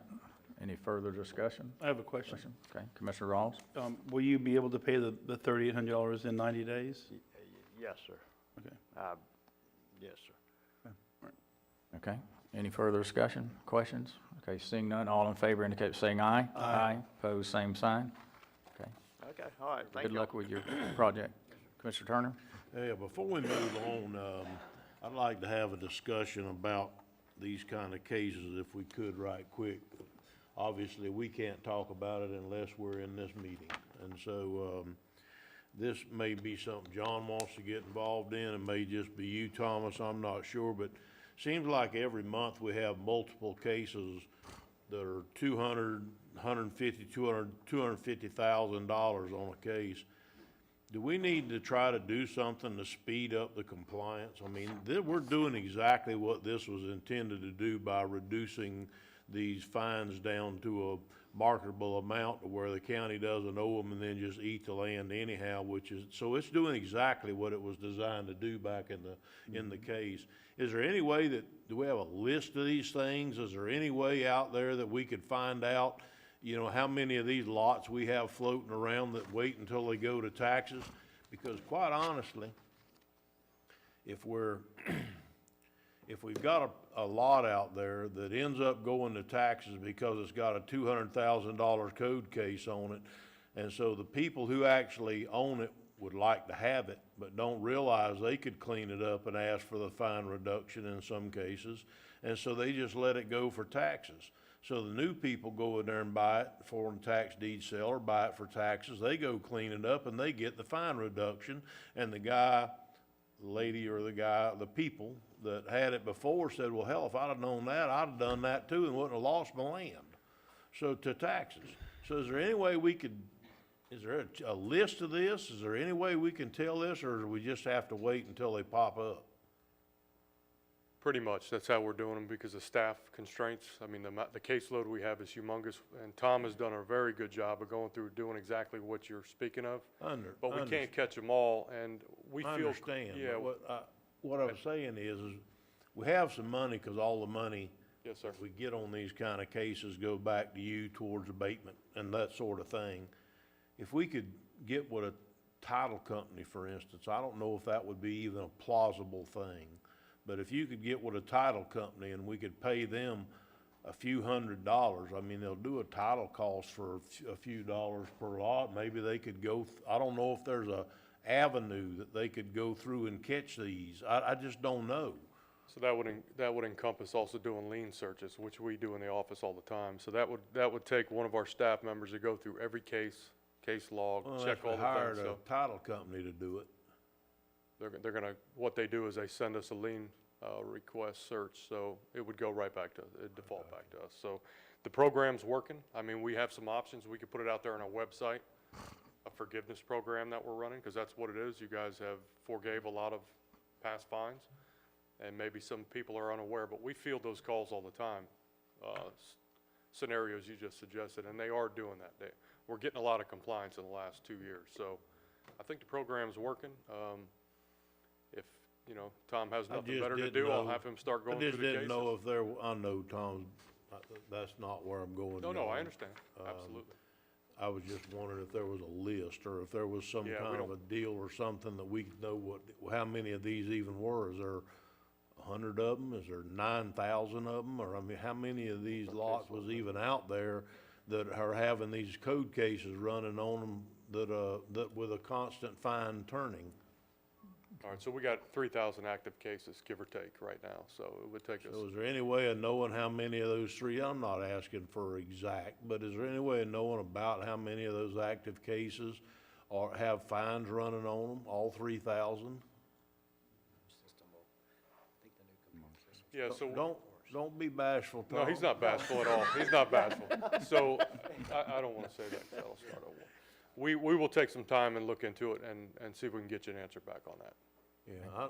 Yeah, if you could. I think that that's the next step in the progression of this program that's been very successful so far, would be to try to maybe get a little more aggressive at letting people know. You know, if we could identify them without spending a tremendous amount of time and effort, we might could generate a little letter to them that said, if you come into compliance, we would very much consider a fine reduction to get you back into compliance. Yeah, we can do that. That's something we could do. We can do a mass email, like mass that. letter, absolutely. Commissioner Rawls, before I go to you, Matt, Mr. Reynolds wanted to say a comment. Yeah, thank you, Mr. Chairman and Commissioners. This discussion has given me a good idea. What I'll do when I get back to the office is I'll talk with staff and see if there's a way. We have a pretty substantial amount of tax deed sales we do every month. Sometimes it can be about 90 to 100. But County IT is working on revising the current software that we use to kind of manage those tax deed sales. And I'm going to talk with Bill Westbury after the meeting, see if there's a way that he can incorporate that to pull this information, or at least have clerk staff that may be working on the tax deeds send that information over to codes, because we schedule these sales about 2 to 3 months in advance. So we may be able to get information on any properties that are going to tax deed sale in advance for just additional information to be given to potential buyers so that they're aware of it.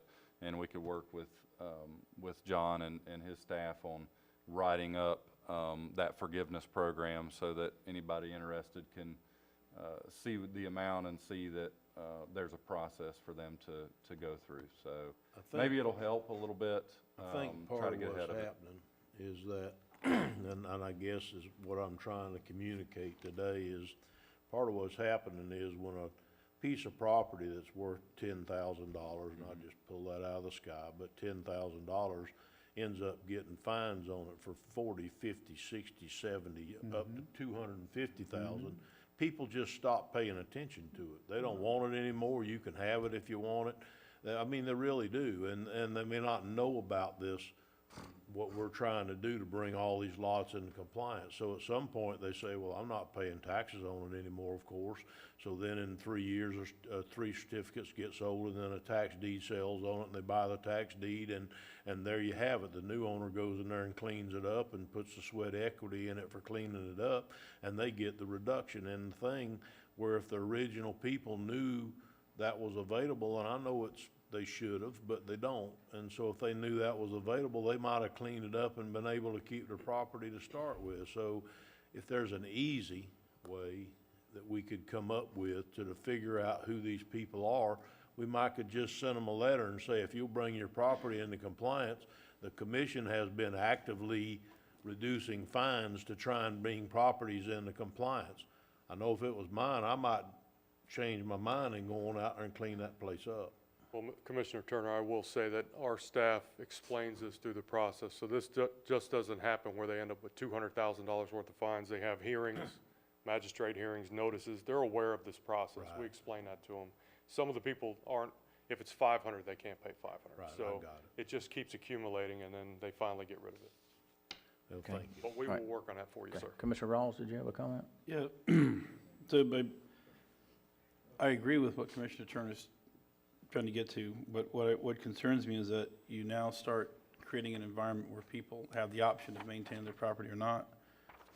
They know they can get away with it, even if they get a code case brought against them. We're going to reduce it. I don't know that that goes to the true meaning of enforcement.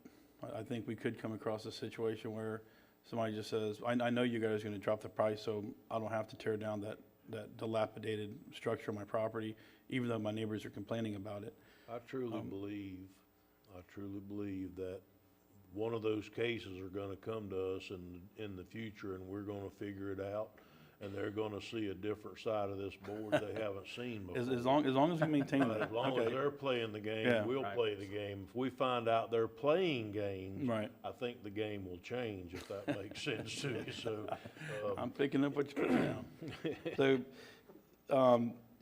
Matt, to your point, is there no way that they can, if you have 90 lots that are coming up for tax deed sale, that their data can migrate into your system, so it automatically populates a column that says, by the way, here's your property, and liens here's on here's it. your liens. Yep. Yep. Ideally, that was kind of my idea, but it depends on how the data is being stored on their side. If it's a lot of files, like John was saying, up to 3,000 of them, somebody's manually gonna have to go through and find that information to put it over. But that may be a project that we could look at long-term, to take all of that data, digitize it, and then it's in a database, and we can just pull it as any But of do those you really need to properties. digitize it if you just had the data that said there's a $100,000 lien on the property or fine on the property, which Right. translates to a lien? Right. Then they just see the fine amount. I think you could automatically assume that the lien is in place, or I think it automatically is anyways. But, you're saying 3,000 active cases, and I drove out to a site, I think it was last week or week before, where there was a structure that caught on fire. The county determined the structure was unsafe. They were told they were gonna have to remove it out of ignorance. They tore it down. Then they called me up and said, hey, can you come give us a price to build a house? And I said, what happened to the structure that was here? And I see this placard. And, I said, I can't be part of this. It's a conflict for me, and they ended up getting another contractor involved. But, it's one of these situations where I'm looking at this one piece of property, and I'm looking at the 10 around it.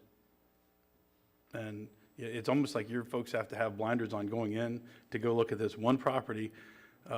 Otherwise, you're gonna have 30,000 cases. We're reactive in nature, Mr. Rawls, Commissioner Rawls. There's no way we could keep up with all of them. So Right. we're working the oldest cases that have been sitting there for 10 years, and Tom's done a great job of clearing a lot of that up. So we're moving forward in the process. Like I told Commissioner Turner, we'll go through it, and the data, and we'll see what we got. What would it take for your department to be proactive and be able to take care of this and, no, I mean, 19 more code officers. so that, and that might be something that we need to take a look at. Because as we go forward, there was an article in the Daily News the other day talking about how affordable housing is here and how we have a $183,000 median home sale price. If you look at the $110,000 2 years ago, that's a large hike. We want to attract folks that are looking to relocate, but we want to attract folks that are looking to relocate that have the wherewithal and the means to be able to maintain their own assets and not make it our or their neighbor's responsibility to call in and complain or whatever. So, Yeah, that's Commissioner the Harvey? process. Okay. Well, Commissioner Harvey's gonna wind it up. No, I'm good. You're Thank good. you. Okay, Miss- all right, thank you. Mr. Chairman, if I could wind it up, because I think this is a very healthy conversation, it really is. But I want to address one of the comments that was just made on Tom's behalf, is you're right, there is a ton of code enforcement issues that we deal with every day, every month, when every commission meeting we come in. but what you're not seeing are the ones that come into compliance due to the fact of the work that Tom's office does. And I want to make sure, Tom, you're recognized for that as well, because I see it, I hear it, and I just want to make sure that everybody else understands that there's a ton of them that do come into compliance for the work that you and your folks do over there. So thank you. Okay, all right, thank you so much. Okay, we'll move down to item 8, public hearing, development service. Gabriel? Thank you, Mr. Chairman.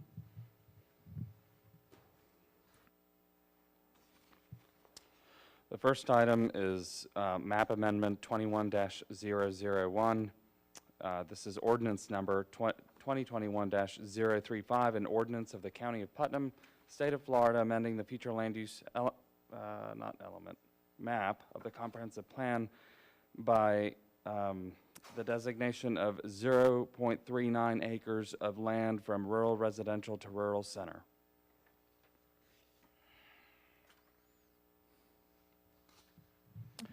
The applicant is requesting a small-scale future land use map amendment from rural residential to rural center on a single parcel containing 0.39 acres to allow neighborhood commercial uses. The property is located at 1443 County Road 309 in Georgetown. The parcel is currently designated rural residential. The parcel is again 0.39 acres and contains 87 feet of frontage on County Road 309, and the property is vacant and undeveloped. This is an aerial view of that property. Current future land use. So there's rural center adjoining it to the west. Current zoning district. So the existing future land use designation is again rural residential. This consists of areas located adjacent to municipalities and areas designated urban service, urban reserve, and rural center. Areas interspersed with active agricultural areas and areas around water bodies. Neighborhood commercial uses may be permitted when approved through a PUD zoning district in compliance with the requirements for PUDs in the Land Development Code. Neighborhood commercial uses must be located on sites that have direct access to paved roadways with a collector or higher roadway functional classification. The proposed is rural center. This category includes areas in the county that are focal points of existing and future development in the rural areas of the county. Rural centers typically include some or all of the following: the intersection of two rural collector and/or arterial roadways, commercial buildings, existing public and community buildings. Neighborhood commercial development is permitted and does not require a PUD, but is also subject to the site and locational standards for commercial uses in the comprehensive plan. A companion rezoning request was submitted with the present application. The existing land use designation of rural residential limits commercial development to PUDs, and the proposed use does not meet the criteria for a PUD, hence the request for a rural center. The surrounding land uses consist primarily of neighborhood supporting commercial uses and low-density residential uses. Established commercial uses in the vicinity include the Georgetown Post Office, the Georgetown United Methodist Church, Causey Cemetery, a marina, and the D&J Marine and Boat Storage Facility, which is in the process of development.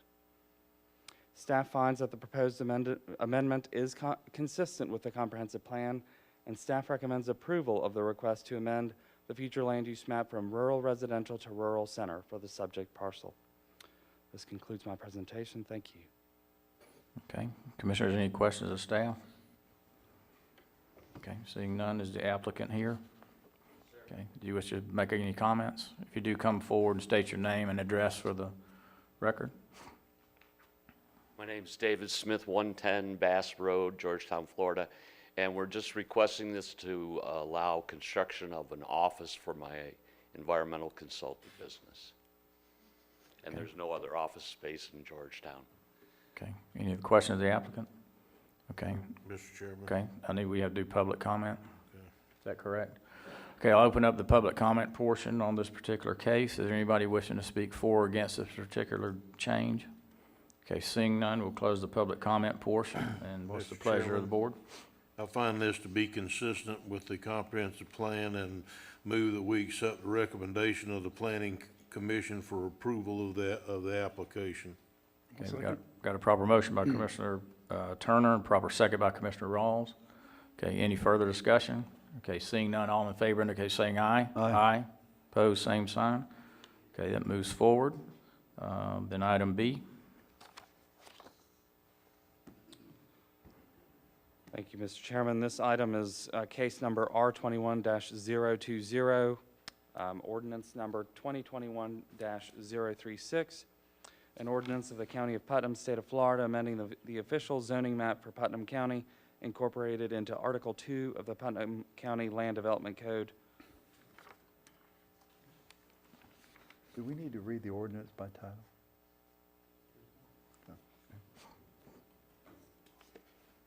Okay, these are the same applicants. This is the companion rezone request, requesting the change from R1, Residential 1, to Neighborhood Commercial C1.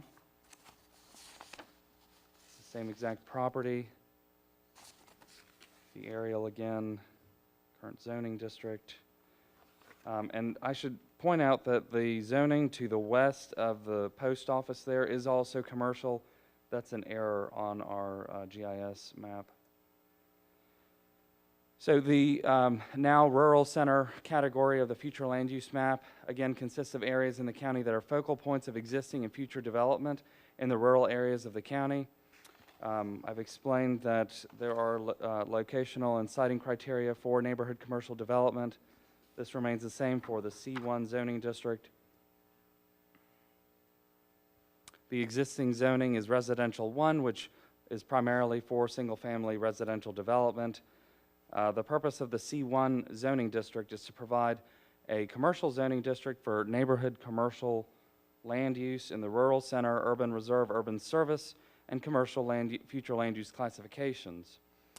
Uses allowed are retail sales, general, and including food services, services except tattoo parlors, office uses, and child and adult daycare centers. So it has the same access along County Road 309, same adjacent uses. Yeah, same property. We gotta change it from one. I got it. Right. What was that, sir? No, It's a two-part series, right? Yes. Okay. And staff finds that the proposed rezoning to C1 is consistent with the comprehensive plan, is consistent with the locational requirements for C1 zoning, and is compatible with the surrounding area. And staff recommends approval of the request to amend the zoning map from R1 to C1 for the subject parcel. Thank you. Okay, any questions of staff? Okay, seeing none, applicant, you want to make a comment on this? You're fine. Okay, I'll open up the public comment portion. Any individual will speak for or against this change? Okay, seeing none, we'll move forward. Do we need to do ex parte communication on these? Okay. I had none. Any? None? I've Okay. had none. Okay, I have none. Okay, what's the pleasure of the board? Mr. Chairman, I moved approval of this ordinance dash 2021-036 as it's consistent with the Second. planning. Got a proper motion by Commissioner Harvey, a proper second by Commissioner Turner. Any further discussion on this item? Seeing none, all in favor indicate by saying aye. Aye. Opposed, same sign. Okay, motion passes. So good luck with your project. Okay, Gabriel, we'll move down to item C. Thank you, Mr. Chairman. This is case number PUD 20-006, ordinance number 2021-037. Just a moment here, I'll read it into the record. I thought I had it.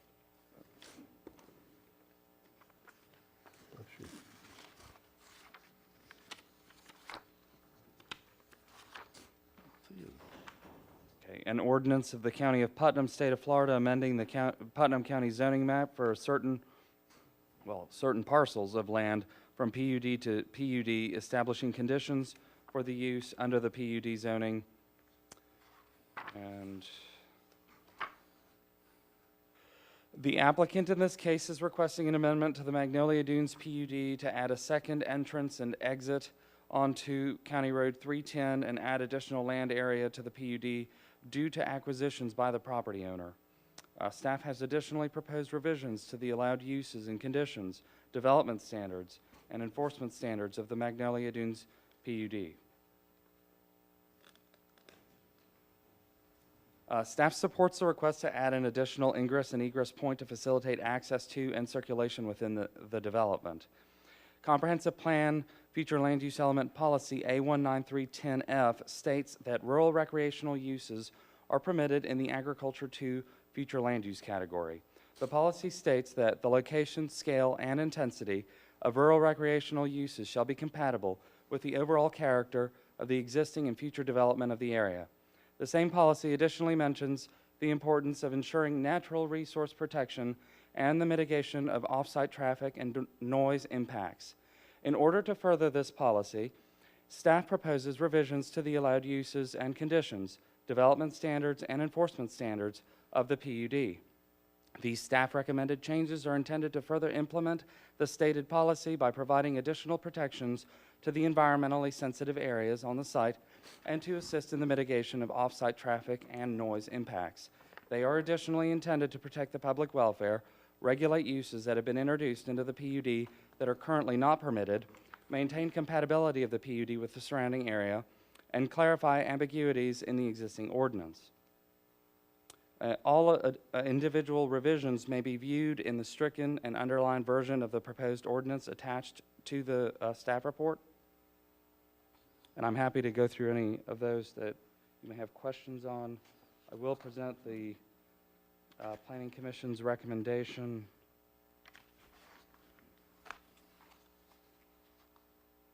So this is an aerial view of the property, future land use map, Agriculture 2, the designation, and it's still Agriculture 2 because the appeal period has not lapsed yet for the comprehensive plan update. The zoning is PUD. The purple areas on there show the special flood hazard areas on the site. And the Planning Commission recommendation. The Planning Commission recommended approval of staff's changes to the ordinance along with the proposals by the applicant and with the following changes. One, that the PUD ordinance state that motorcycle racing is limited to 2 events per year. 2, that the driveway aprons be paved at both entrances.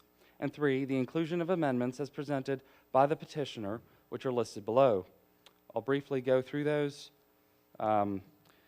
In Section 2A1 of the proposed ordinance, and I can call attention to that in just a second. 2A1, that's page 274 of your agenda packet.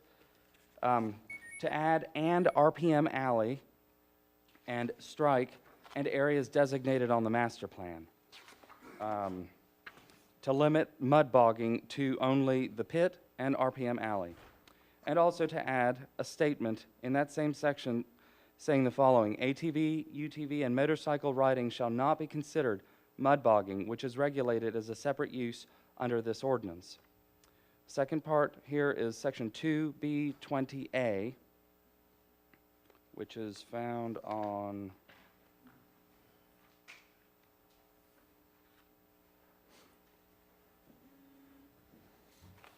page 279 of the agenda packet. And that is to strike 168, which is the number of RV spaces originally proposed by the applicant, and reduce that to 56. And then delete the first 29 of the last sentence, which would then read, "These spaces will not be required to be connected to the central sanitary system." And the last change that was proposed... Gabriel, if I could real quick, you said we're striking 168 and putting in what? 56. 56. And then the other language where it says the first 29 stays the same? Correct. Okay. Yes, sir. I was confused. I thought we were changing it, but I didn't see it. We were changing it to 168, and the applicant proposed to go down to 56. Okay. Yes, sir. The last part that was proposed by the applicant at the meeting is on page 280. This was also recommended by the Planning Commission to be included. So 280 on your agenda packet, and that's simply to strike the 2 words "and rentals" from the first sentence of Section 2B26 to read, "Vehicle repairs shall be limited to events as allowed herein. So to allow rentals any other day of the year other than events. So staff's recommendation, staff recommends approval of the ordinance as proposed by staff with changes recommended by the Planning Commission and with the inclusion of the following changes as recommended by Planning and Development Services and by the Putnam County Emergency Services Department, respectively. So the first, Planning and Development Services is recommending that with the acceptance of paved driveway aprons, that they be composed of cement pavement. And the second change is recommended by the Putnam County Emergency Services Department, and that's section 2B14. That's on page 278 of your agenda packet. And that's, that would be included right after private emergency services, which ends on the 4th line of that page. And the revision would make the sentence read, the applicant/owner shall contract for services with Putnam County Emergency Services and the Putnam County Sheriff's Office, or upon approval by PCES Emergency Services, contract with private emergency services with the inclusion of this language, licensed with the state of Florida and which hold a Putnam County Certificate of Public Convenience and Necessity in lieu of PCES services. This concludes my presentation. I'm happy to answer any questions. Okay. Questions of staff, Commissioner Harvey? Thank you, Mr. Chairman.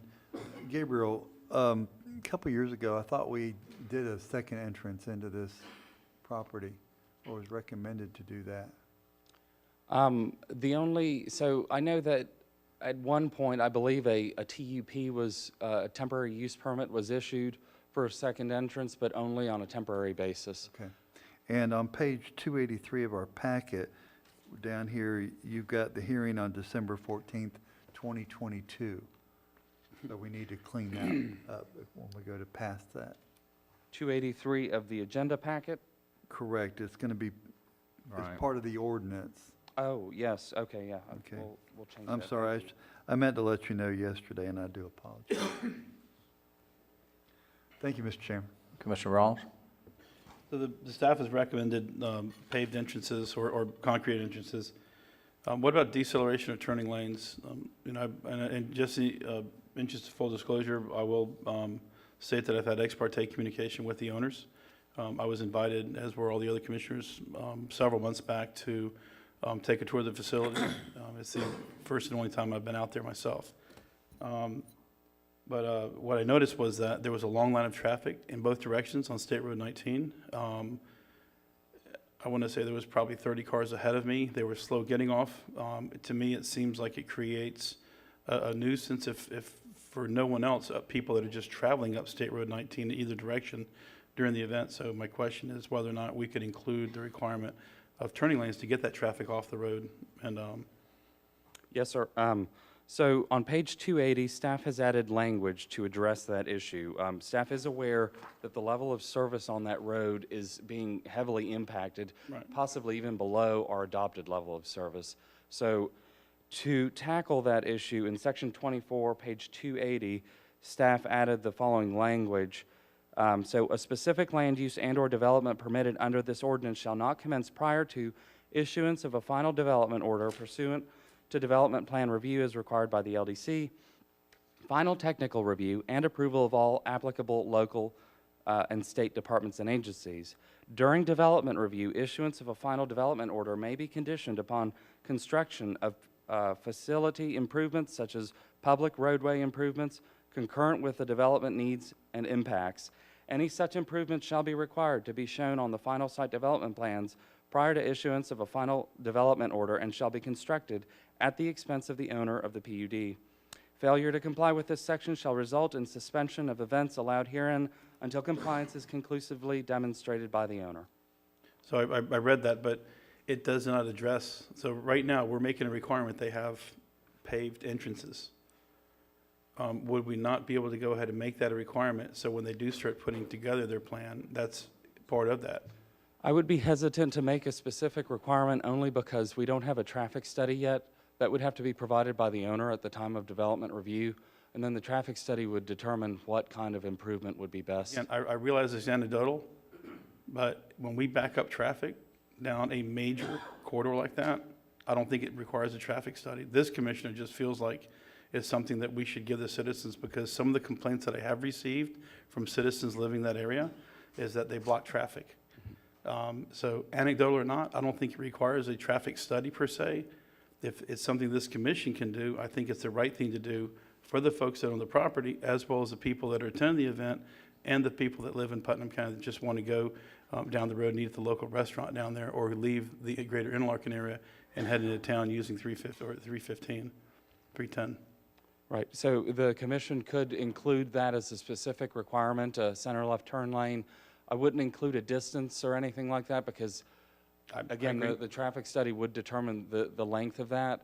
It may even require tapered lanes to address that big traffic problem that there is down there. So in that same section, we could include language, something saying at a minimum.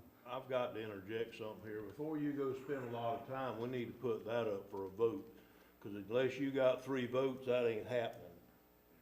I'm just telling you to completely change everything from the planning commission, from the staff, from everybody else, because you think on a short-term window, too many cars were waiting to turn in the gate, so you want the owner of one of our most successful businesses in the county to spend tens, if not $50,000 to put in turn lanes for that 2 hours that they're trying to get in and off the road. You're gonna have to get a vote before I'm gonna allow you to do that one. I got no problem with that. Okay, all right. Commissioner Turner? I'm done. You're done? Okay. All right, any other questions of staff? Yeah. Okay. Any other ex parte communication, Commissioner Harvey? I have none. Okay, I spoke to a planning commission member briefly about this. Commissioner Turner? I have none. Okay. All right. Gentlemen, what's the pleasure? Y'all want to vote on changing this or take public comment? Okay, is the applicant here? I'll start with the applicant. Will the applicant come forward if they want to make a presentation?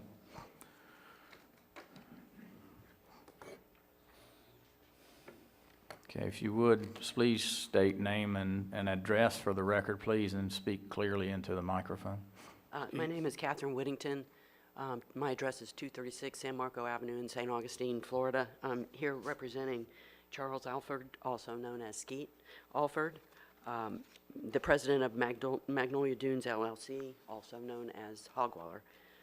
Also with us today is Ryan Carter with Carter Environmental Services, the project's environmental consultant, who worked on the Water Management District permitting for the project. First, I would say Mr. Quintus did a great job on the staff report and the review of the project, and I'd like to thank him and his staff for helping us work through some errors and some clarifications that needed to be made in the PUD text and the conditions that needed to be cleaned up. And I think Mr. Quintus will agree with me that it was tedious at best. That being said, there is a small error in the minutes included with your report that I need to clear up for the record. It says on page 9 of 10 that 24-hour writing is during events between Friday at 8 p.m. until Saturday at 8 p.m. That should have been Sunday at 8 p.m., which is what is approved in the PUD. So just quickly by way of background, which some of you may already know, this PUD in the Hogwaller Park was originally... We need to let him catch up Right. with you on that. Yeah, if you don't mind. Yeah, sure. So what page? Page 9 of 10 of the minutes.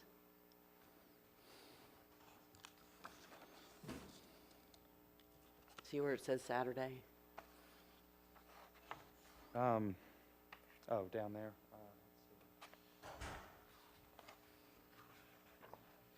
Okay. What page is that in our agenda? 317.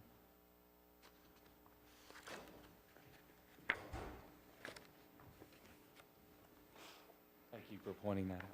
And it's being amended to say what? Sunday instead of Saturday. Okay. Fine, okay, So, continue. okay. Yes, ma'am. Ready to proceed? So just by way of background, the reason that hog waller exists is because back in 2007, a member of the Board of County Commissioners, which was Ed Taylor, approached Skeet, who at one time was also a commissioner, I think you probably know, and asked him to consider using part of his land for a mud bog and trail riding area in an effort to reduce widespread illegal and unregulated mud bogging and ATV motorcycle riding that was occurring in other areas of the county, and he agreed and then created the park. It has since grown and evolved into what is today a hybrid sports event and campground. And so this amendment was necessary to clarify the allowable uses and conditions in the PUD.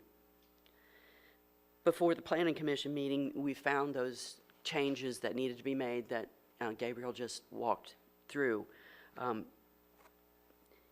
The minutes say that they were included in your staff report, but I wasn't sure, so I went ahead and put them into the PUD text in red lines so that you can see them.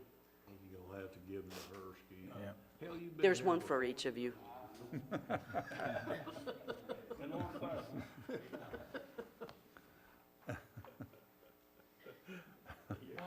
They're the same changes that was up on the monitor. I don't know if you were able to read those, but they're in red line in the copy that I'm giving you. Would you be sure and give Gabriel one of them? Just make sure that, ma'am, Mr. Chairman, Commissioner Harvey? make sure that the 14/20/21, not 2022, Oh, on your page. okay. What page is that? That's your front page Front right page. here.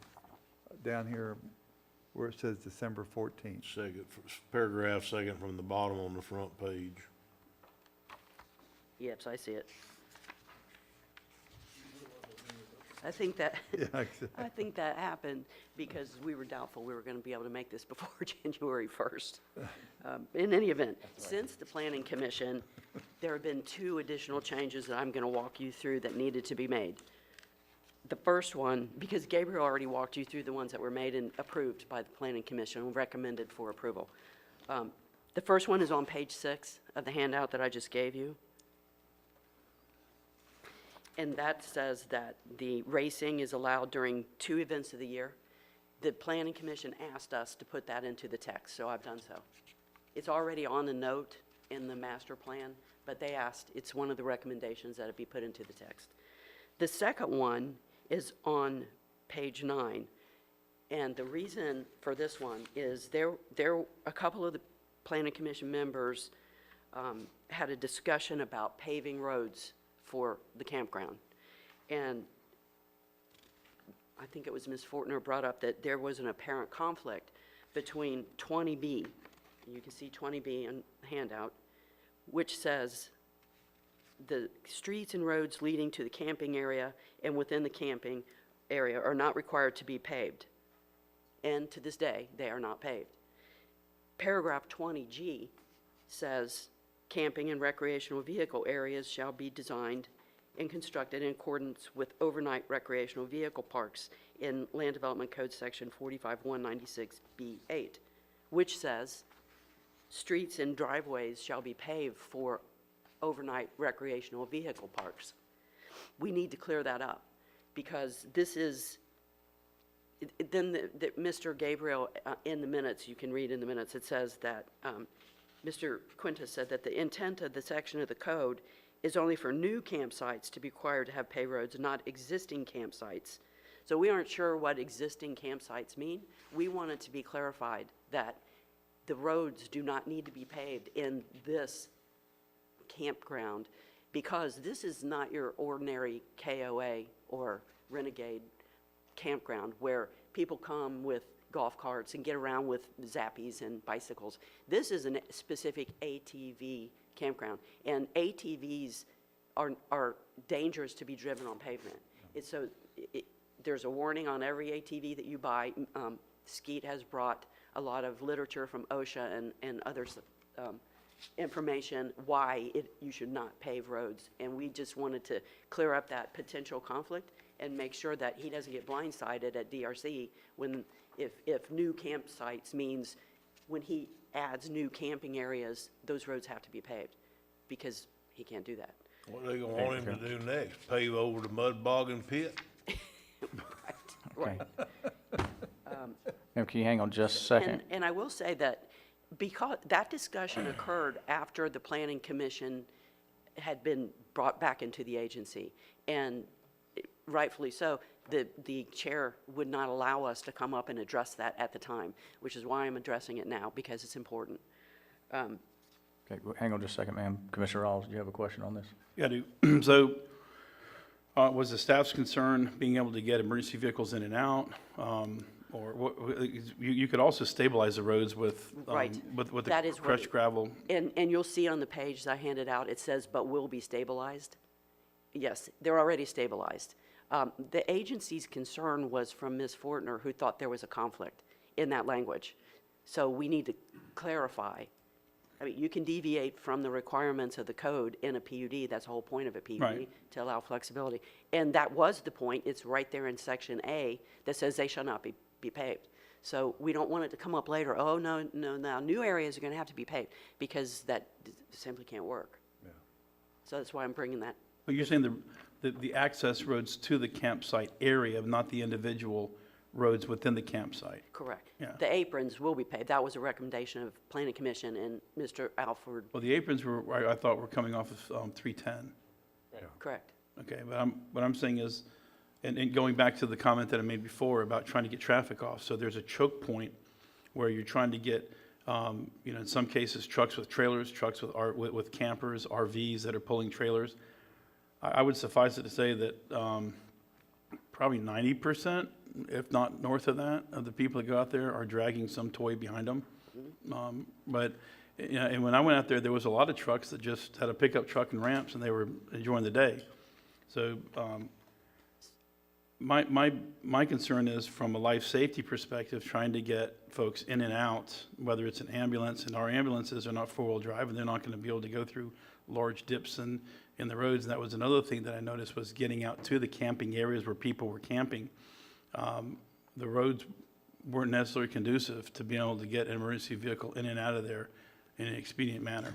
So I will ask Ski to address those particular roads in just one second, but I do want to say that I heard your discussion about 30 vehicles in front of you. The whole point, and one of the biggest reasons for this amendment to the PUD, is to add that second entrance. And so the desired result should be to alleviate that, but we won't know that until that entrance is in. So it doesn't make sense to go ahead and impose turn lanes when we don't know if there's going to continue to be a problem. And I heard an estimate of, I think, 10, 20, it's more like $250,000. So we need to wait until until we see if the problem is alleviated, and do a traffic study. And as Gabriel pointed out, there is a point of revisitation for you at development review, that you can visit that. But it doesn't make sense to do it right now. Say, so, Gabriel, correct me if I'm wrong, then if she's correct, we get two bites of the apple. They can put the second entrance in, and then we can take a look at how the traffic flow is then. Correct. At development review, we would definitely require a traffic study. There's no doubt that we would require it at this point. But the traffic study, how are you going to delineate what traffic is going in and out? So a lot of folks, and I'm an avid camper, we get off work on Friday, load up our motorhome or camper, and go somewhere. So you get a lot of people that are getting there at about the same time. There was a lot of local folks out there. They weren't just from all out of town, but so I would have to say that probably Thursday, Friday, Saturday, those are going to be your busiest days. And when I went out there, I was really pleased and very impressed. And one of my questions to Skeet was, "What is the tax revenue?" Of course, the answer was, "I don't know. You got to talk to my CPA." But I would imagine it's got to be great. But you're funneling a lot of people out there, and even if you open up a second entrance, if you don't have a way to get the people off the road quickly, then you create an impediment for people that don't enjoy that sport. They're not out there to have fun. They're just out there to drive from Ocala area to the beach, maybe, stopping off in Putnam County for whatever reason. But if your assertion is that you can open the second entrance, and then if somebody comes up and says, "Look, this is really creating a lot of havoc," then you're saying that we get a second bite at it, and we can come back and say, "Hey, we're going to look at this again from a land development perspective," because I don't think you're correct. I think the Land Development Committee looks at it and says you're approved. No, that has to go to Development Review Committee. Do you want to speak to that? That's what I'm saying, the DRC, but when the DRC looks at it and you're approved, you're done. We don't get to come back a year later and go, hey, look, we've had a lot of complaints from people living out there, or, But the traffic study will bear that out. If the traffic study will report that it is not reducing the level of service at those entrances, there would be no need for. So it to if turn I on. may, on the traffic study issue, it would gauge peak hour traffic on Friday, Saturday, and Sunday, sort of like, and they may not use the amusement park code, but they may use an RV park code coupled with some other extracurricular activity in the ITE manual, and go from there and analyze that peak hour traffic on the weekends for the worst case scenario, and then develop their recommendation for improvements based on that.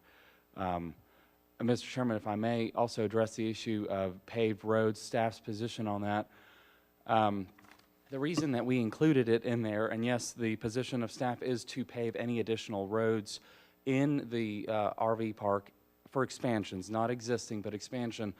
But that's the standard that we hold any RV park to in the county. So this RV park is no different than any other RV park in the county. Right. And so we have to be equitable in our application of the code. If we waive that, there has to be a reason for it, and from a staff perspective, I can't see a reason to waive that. It's no different. They have a similar traffic to any other RV park, especially with an expansion, and emergency vehicles would have to have proper access that's not inhibited by potholes and. And so Okay. I'm All right. gonna let speak. Excuse me, ma'am. Commissioner Turner has a question. You okay? You done? Okay, Commissioner Turner, then we'll go to Commissioner Harvey. This is one of them instances that, Gabriel, you and I are just gonna have to agree to disagree on, the liberal planner versus the conservative businessman. There's been no issues here over the years. I was chairman of the planning commission when all this went through the planning commission many years ago, and that time you were talking about when it first started out. And nobody in those days would have ever dreamed that it went to where it has today and been such a success as what it has today. We might be getting just a little bit nitpicky if we're trying to do everything in our power to put this man out of business or constrain him from doing business in an area that he's been very successful in doing that business over the years. This isn't a regular RV park. Sorry, I disagree with you, because it's, like I said it a minute ago, being a smart aleck, but I didn't really mean to be a smart aleck as much as I wanted to get the point across. What do we want him to pave next? You want him to pave the mud pit so we can't have mud bogging anymore? It's a damn mud park. As long as if the roads aren't good enough to get those trailers and motorhomes into these places, people won't come anymore. So that's the RV community. So you're gonna have to stabilize the roads. You're gonna have to do things. You're gonna have to make them happen. But just willy-nilly, for no reason whatsoever, and that it's somebody's opinion that we need to start paving the future stuff, even though we've only made him stabilize the stuff in the past, which has never been an issue that I'm aware of. Are you aware of any issue, Gabriel? No, sir, I'm not aware of any issue, Okay, but the thank you. issue is expansion of. I understand what your issue is, but I don't agree with that. I totally do not agree with that at all. I think you're trying to penalize a man for being successful. He's already got the road stabilized. He said he would stabilize them.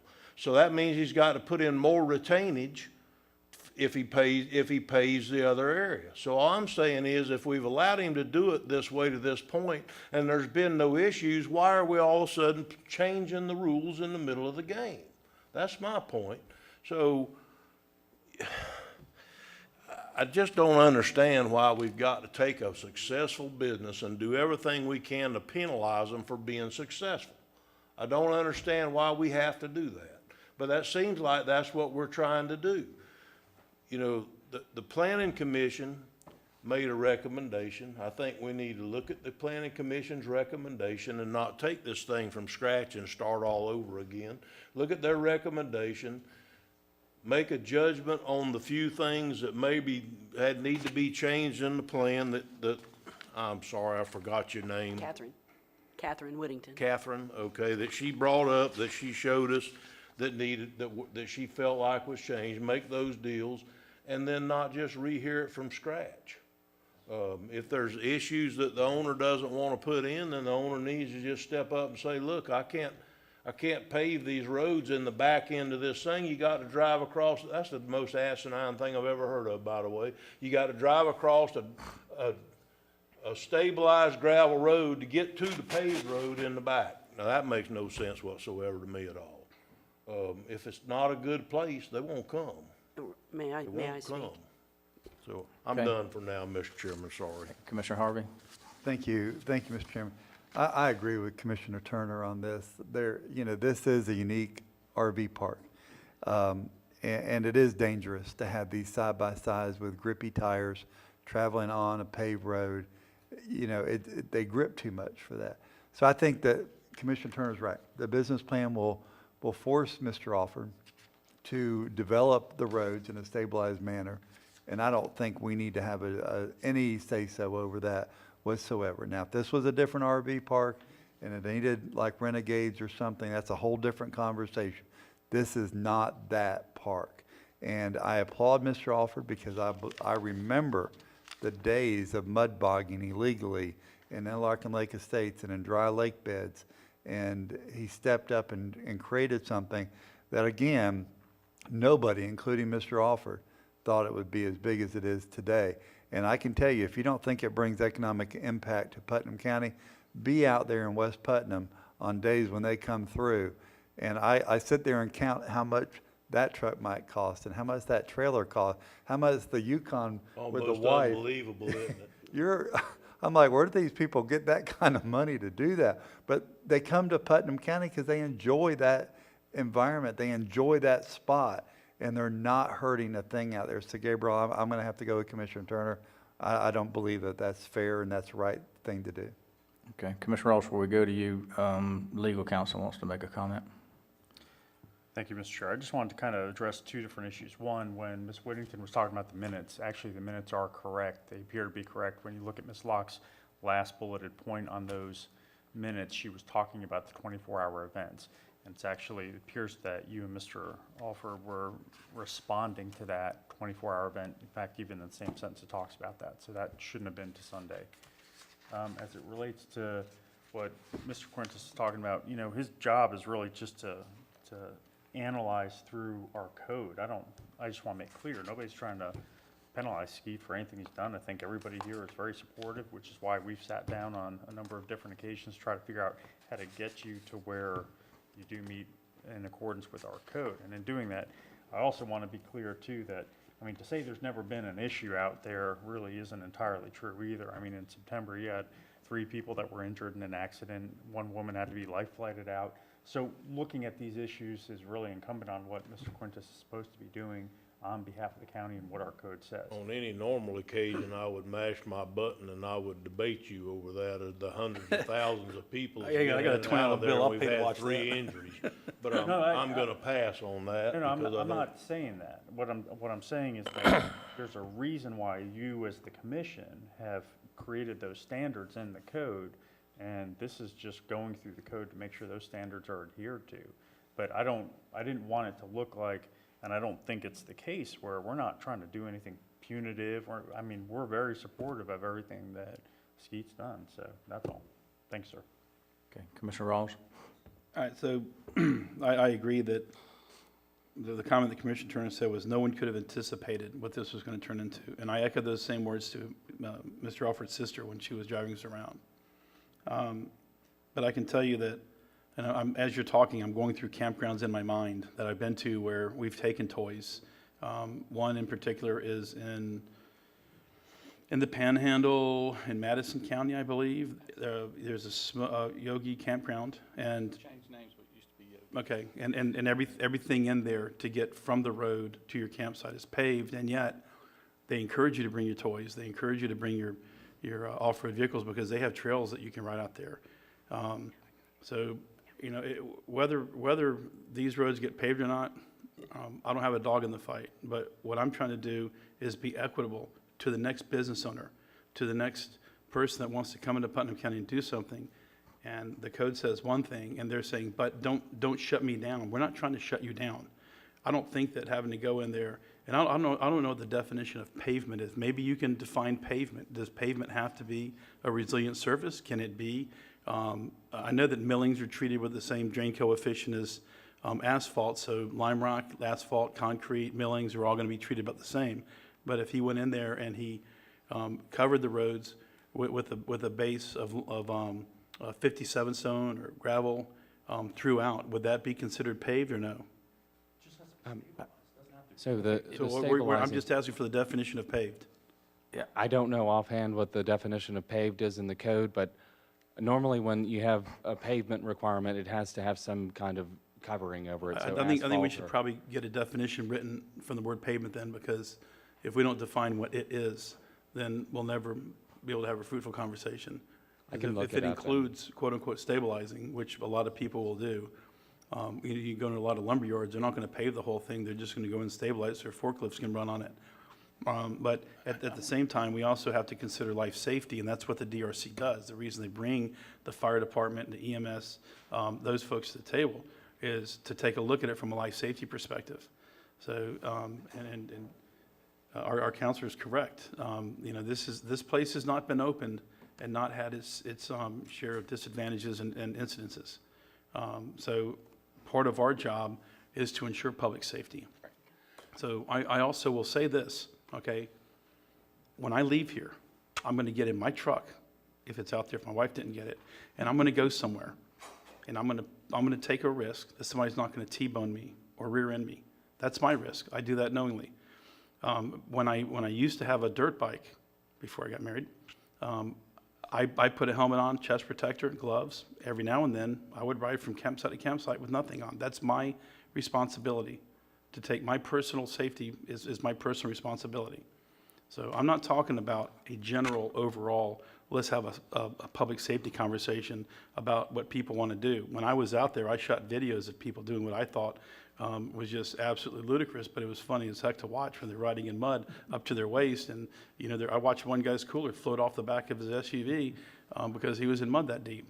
If that's your idea of fun, go for it. I think it's a great thing. People can get out, relax, burn off some steam, especially during COVID. And there was a lot of people that were absolutely having a blast out there. I didn't see anybody out there griping and complaining that they weren't having fun.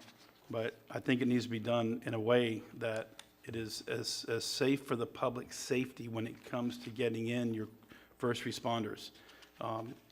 In the trauma world, the golden hour, the first hour that somebody has a traumatic incident is 1 hour, 60 minutes. You're already at a disadvantage if you've got to get an ambulance that's inside that facility to somebody, depending on where they're located. And your sister Karen, she drove us all around there, and it was nice. It was, but there was some tight spots where if you got yourself in trouble, somebody getting out there to respond to you was going to go in there on a side-by-side, maybe at best. In one case, we had a low-lying tree branch that came down and had to maneuver around. You would never get any kind of the smallest pickup truck in the world would have never fit through there. So I just think that we do need to be thoughtful, and we also need to consider the people that are coming behind you. They're going to want to open up businesses that may not think that it's in their best interest to quote-unquote pave whatever that definition is. So, Okay, Commissioner Hall. Commissioner Turner has a comment, and we'll move this thing forward. Okay. Commissioner Turner?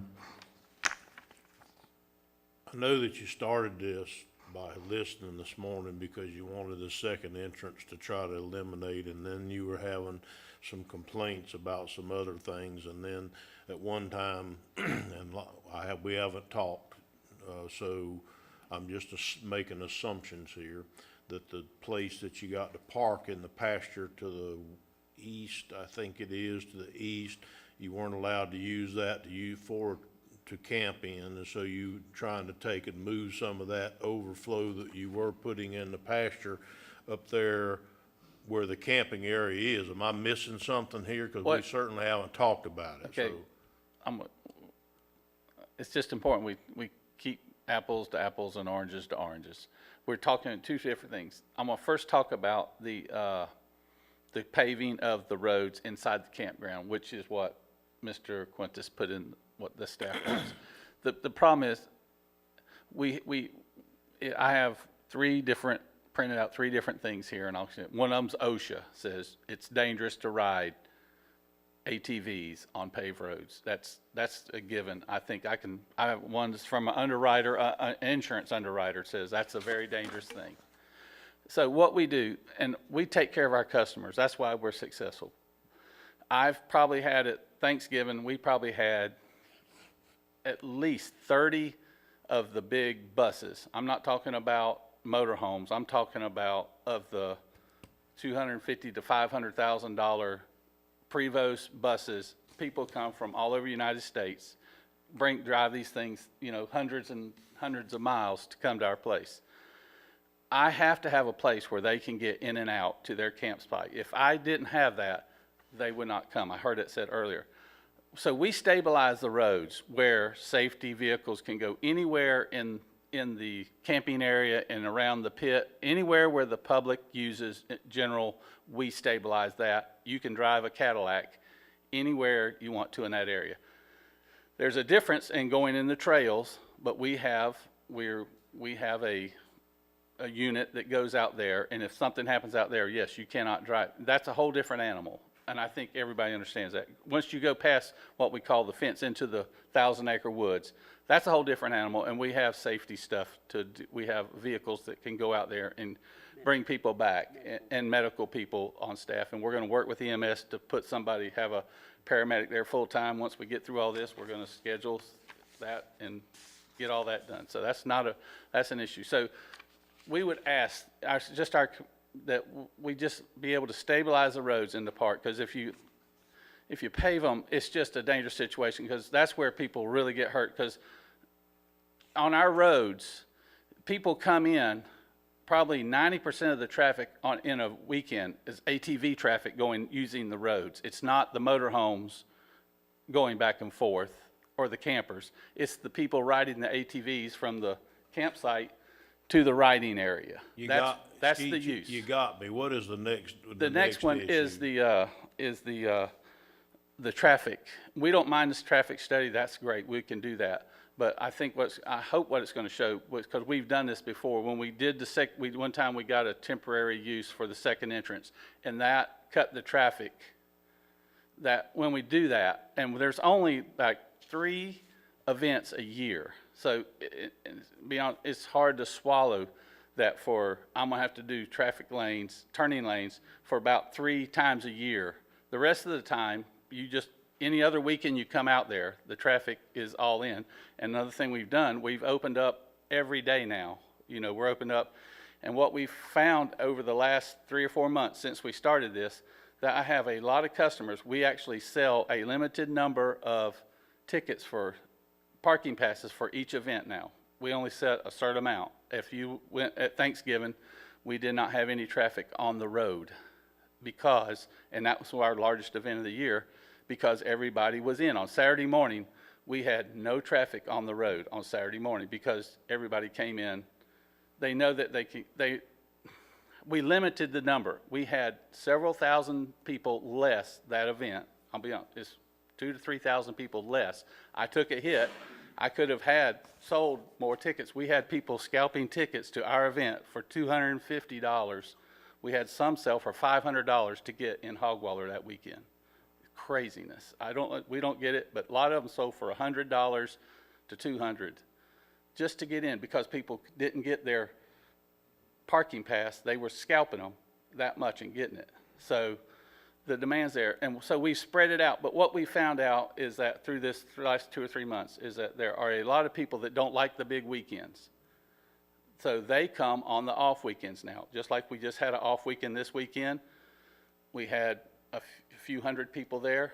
There's no traffic issue. I mean, there's never over 2 cars in line, 2 or 3 cars in line at the most. So we've spread it out. We've done things to spread it out. I think if you find out, we welcome the traffic study if that's what they want to do. I think we've solved that problem. And then if it does become an issue, we have the second entrance. So all I have to do is open up that second entrance. That second entrance has over a 1/4 mile of stacking room inside the park. So just to go ahead and require us just to put them in without looking at it would not be, I think we've already solved that issue, so. Okay, Those are the all two right. things.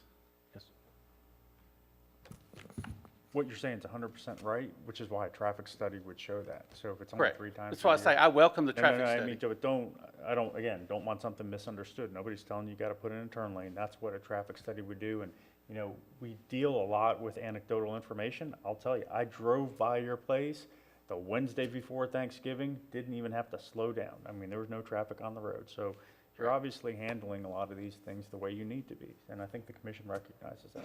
Well, by us limiting the number of parking passes, and our issue is not the number of people coming in the park, it's the number of vehicles. Because if you look at every vehicle is a truck, a trailer with at least a 12 or 16-foot trailer, and those are the issues. Or these big motorhomes, a 38 or 40-foot motorhome pulling a 30 or 40-foot trailer, those are big rigs, and you just don't turn around. That's why we have stabilized all these areas. Believe me, if they were coming in there getting stuck, social media would be just tearing me up. They wouldn't be coming, believe me, so if they come, because we see that. So we take care of them. We stabilize the areas. And just real quick, we are not a normal park. I understand Gabriel's position. They have to the staff looks at it as, I don't think he's trying to shut us down. I'm not going to say that. But what he's trying to do is apply a campground code to us. We are not a normal campground. We're an ATV park / campground. I think that's why we are a PUD. I think we can vary from things. We are not a normal campground. We're trying to get to that, but we are not a normal campground with the way we ride ATVs. All right, Commissioner Rawls, you want to make a comment? Then we'll wrap y'all up and we'll take public comment pretty quick. The last thing you said was, we're trying to get there. So this is what I struggle with. You start off mud braces, mud bogging, it transitions to something different. And I told you when I was out there, I applaud you for what you're doing. As a camper, I think it's going to be a great place for people to go and enjoy. But if you're trying to get there, and you said, we're not a regular campground, we're trying to get there. So that gives me pause, because where you're going is to be a regular campground. And again, I don't know what your definition of pavement is. I know what I think it should be. I don't want to sit here and lead you guys and tell you what words you need to say to me to convince me. I just think that at some point in time, because you're trying to get there, you went from 168 spots to 58 or 59. If you had 168, what conversation would we be having right now? And looking at the totality of Hogwaller, ATV, UTV, and campsites, or whatever the name of the company is going to be, 5 years from now, where do you anticipate? Are you going to have 168 campsites? And I think that is probably where staff needs to be cognizant of where you're going. And you don't have to operate an ATV, UTV, two-wheeler, whatever you want to call it, on a paved quote-unquote road, whether it's stabilized with gravel, paved with asphalt or concrete. There are entrance trails at most places that have these things utilized. Now, I've capped at Lake Delancey. There's not an ounce of pavement for probably 5 or 6 miles. Once you come off the road, you're on dirt or lime rock. That's all you get. And my rig is 35 feet long, plus whatever I'm pulling behind it. So I agree with you. I'm not sitting here saying that I'm not in favor of this. What I'm saying is that what I don't want to hear is a year from now, you guys come back in saying, we want another 60 campsites. We don't want to do anything with the roads. We want another 60 campsites later on, and then and just kind of skirt the intent of our land development code or what's required for campsites and campers, because you don't have, I'd ask you at one point if you guys had a honey wagon and you said no and y'all weren't planning on getting one. Is that something that's in the future? If you got 58 people out there that are living in their motorhomes for 3, 4, 5 days at a time, I know with my family, we're limited to 3 days. We do have 2 dump stations. We are regulated by DEP. I don't know that we need to get onto that subject. We're here to try to approve a PUD, and I hadn't heard anything about a honey station in this PUD, have we? No, sir. Well, Okay, the question goes to, where are we going in totality? Yeah.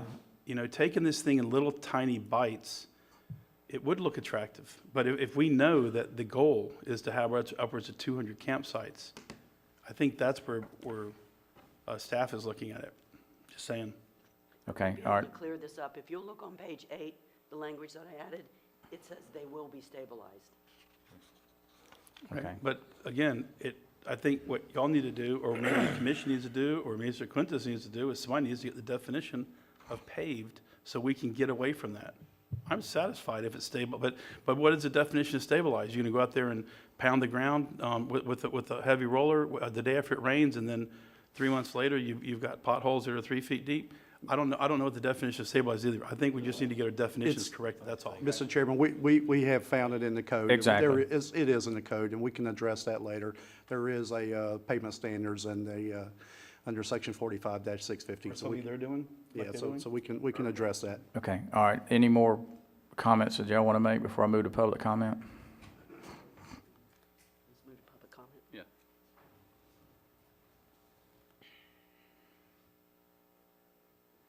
Okay, I want to open the public comment portion of this meeting, and Ms. Sandalock, you're up.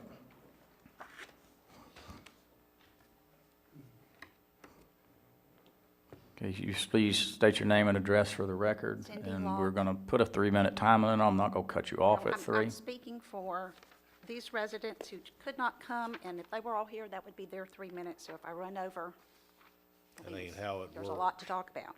We'll give you ample time, Ms. Locke. Thank you. I'm Cindy Locke. I live at County Road, on 109 County Road 310. And what I wanted to say about all this that y'all were just talking about, riding ATVs on dirt or on a pavement is dangerous. Riding ATVs is dangerous. You should have a helmet on. You should be following, safety equipment gear on. It's just a dangerous activity. And I understand the paving, they only ride in the campgrounds 5 miles per hour. So once they puddle out of there 5 miles an hour out of your paved campground, then they're on dirt. So I don't know what the big woohoo is about paving a campground. I don't get it. I know what pavement is. Please know my efforts and involvement with this ordinance has come from a place of concern and compassion for our rural residential lifestyle, future land use, the environment, and public safety. To my knowledge, the properties in this ordinance acts as a corridor between conservation easements, a watershed to the St. Johns River, and is in a 100-year floodplain. The activities allowed in the PUD are not considered ecotourism or agrotourism. The loud 24-hour noise from the activities are not compatible, nor has the owner's non-compliance while expanding his business. That has gone on for 5 years since I've been involved. If this board would acknowledge and take into consideration these things, the racing and the riding trails activity, use and conditions are the same in this ordinance. They have the same dB levels that apply. The off-road vehicles can travel at the same speeds for both activities. The difference is the rider racing is in a competition, and the events occur twice a year on Saturday and Sunday during an event at 5:30 p.m. ending at a 325-foot setback. Now, trail riding hours are more frequent on the west side, with daily use till 8 p.m. twice a month during events to ride 24 hours at a 100-foot setback. It would be unreasonable to continue to allow noise from trail riding at the 100-foot setback when trail riding is more frequent and the duration is longer during the events than racing events. This makes no sense to me. So we were asking the board to omit section 12 on page 10 during an event to extend the hours in subsection 10 and increase the setbacks on the west side to that of racing, 325 feet, to protect our future growth, health, safety, and welfare. I don't think that's unreasonable. Also, the berm that's on the west side should apply with guidelines when you place a berm, which should be closer to the source of the noise. And we're asking to require the vehicles to have equipment on them to meet OSHA standards for public health to reduce the noise. So there's like attachments they can put on these ATVs, and it lowers the noise. And to admit on the master plan the proposed primitive campsites, bathhouses, future use, and all that on the master plan on the southwest side, so omit all that camping that's allowed there. There's not very much. And close the events for visitors and non-campers at a decent hour. To me, the more stringent rules would protect the future growth and agricultural rural residential lifestyle, which to me, and I agree, I think y'all all agree, is one of Putnam County's greatest assets and should take precedence over this PUD. I would also like to thank Mr. Suggs for hiring Dim Toronto, who is no longer here, and Gabriel Quintez. I appreciate their professionalism and knowledge applied in this amendment ordinance. Sections have changed and some of my concerns have been addressed, and it's comforting to know the ordinance will be enforced in the future. Do y'all have any questions about the setbacks on the west side and the noise? I don't understand why racing has a greater setback, but yet trail riding has a lesser setback, and trail riding is more frequent on the west side. So it seems to me, why can't those two setbacks be the same? Their dB levels are the same. Their riding surfaces are the same. The vehicles they ride on, Mr. Turner has acknowledged, are the same. So I don't understand why the setbacks are not the same. Can y'all elaborate on that? Any questions on that? Any comments? I don't, I don't know anything about that myself as far as, I'm not a professional in that area. well, I don't understand if they're just racing in a competition on the same type vehicle and the same conditions apply to the same vehicle that it does for riding a vehicle on a trail, why are the setbacks different? Were these setbacks that were initially put in the PUD that you're recommending? Yes, Mr. Chairman, the reason they were different is because the racing, in theory, would create more noise at the same time. It doesn't. The ATV riding creates just as much noise. Okay, all right, we I hear live you. out there, so Okay. I know. Okay, we hear you. Okay, So continue. I don't understand why there's a difference of 100-foot setback on the west side and a 325-foot setback when the riding trails during events are 24 hours. They occur more frequently. They're of daily use now from 8 to 8 p.m. So why aren't they greater than the racing events? There's no logic to that. So if you omit section 12 in the PUD, to ride 24 hours on the west side, and move the setbacks to the 325 feet, you're going to reduce the noise emitted on the west side. You've done that with racing at a 325 feet with the same conditions. Okay, we hear your recommendation, okay? All right. Do you want to understand continue? that? You hear it, but do you understand? I understand it, yes, ma'am. Everybody understand it? We all understand. Okay, and that's your opinion. Okay, continue. Well, yeah, it is my opinion. Well, that's it. I mean, we're Okay, just all right. asking for y'all Commissioner to. Rawls, do you have a question? Yeah, it's probably more of a comment, but, so I looked up the definition of ecotourism. It was stated earlier that Commissioner Taylor had originally brought this up to create an area where people could gather and not have this spread all over the county. And to me, that meets the definition of ecotourism because it's to preserve natural areas, but it But also he has goes on. wetland impacts, Mr. Rawls, from riding excessively on those vehicles all day, 24 hours, during events. Okay, if I could interject, is that not a water management issue there? It was cleared that up by correct? water It's a management. water management issue Okay. for the impacts. It's a county issue for the wetland setback. Okay, so, but your department would take care of that, so you're on top of that, okay. All right, continue, but I don't want to get in a debate about, we're here to either not approve this PUD I understand or that. approve a PUD, And not I'm what has asking- happened in the past. We're asking for consideration on these setbacks and the hours allowed. What event do y'all know in Putnam County that is allowed 24 hours with this business is loud? There is no other events that are 24 hours in Putnam County. Can you think of one, Mr. Gabriel, an event that's No, 24 hours? direct your questions to us, Ms. I mean, Locke. I don't know. I don't understand why it's allowed. I mean, we're asking on the west side where residents are just to move it over to the same standards for racing, which trail riding has the same conditions. And all we're asking is on that side of the setbacks, no riding occurs 24 hours. I don't feel that's unreasonable to protect our future land use and our welfare. Okay, you made that request, and we get to Commissioner deliberations, we'll discuss that.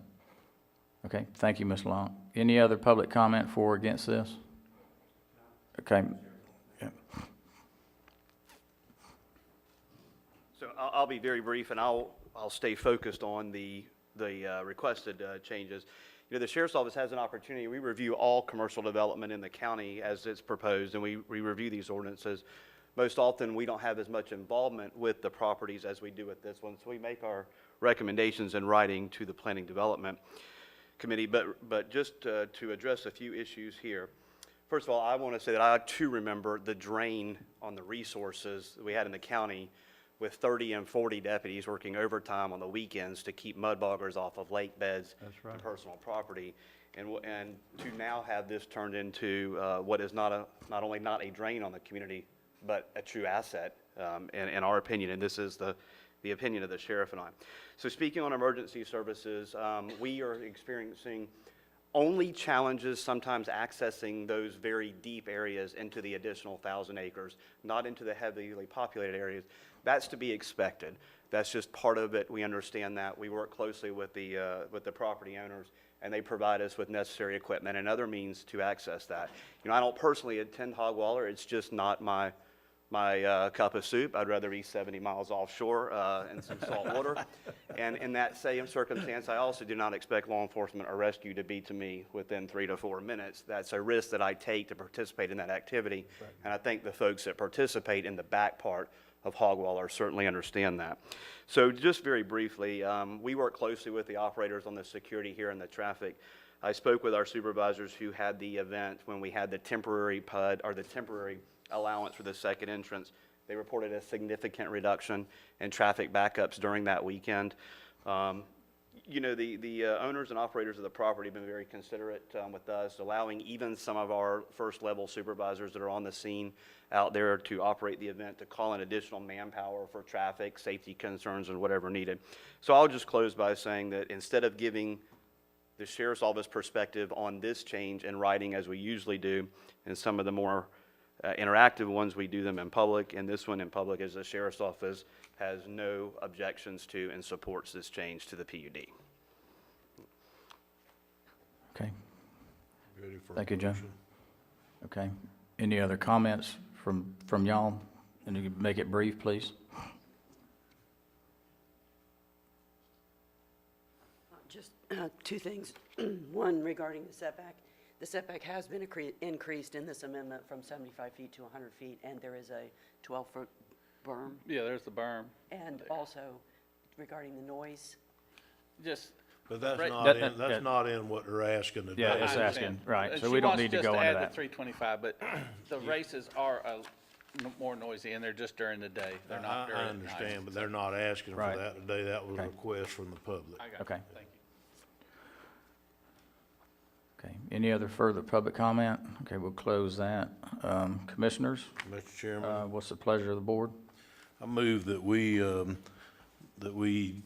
take the recommendation of the Planning Commission and approve this application with the changing the portion that they waived the interior paving back to what it was originally. Second that motion.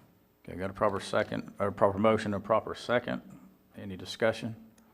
Okay, where does this leave where you clarified the riding, I guess, on the Monday, or Thursday, Friday, Saturday, Sunday? Is that?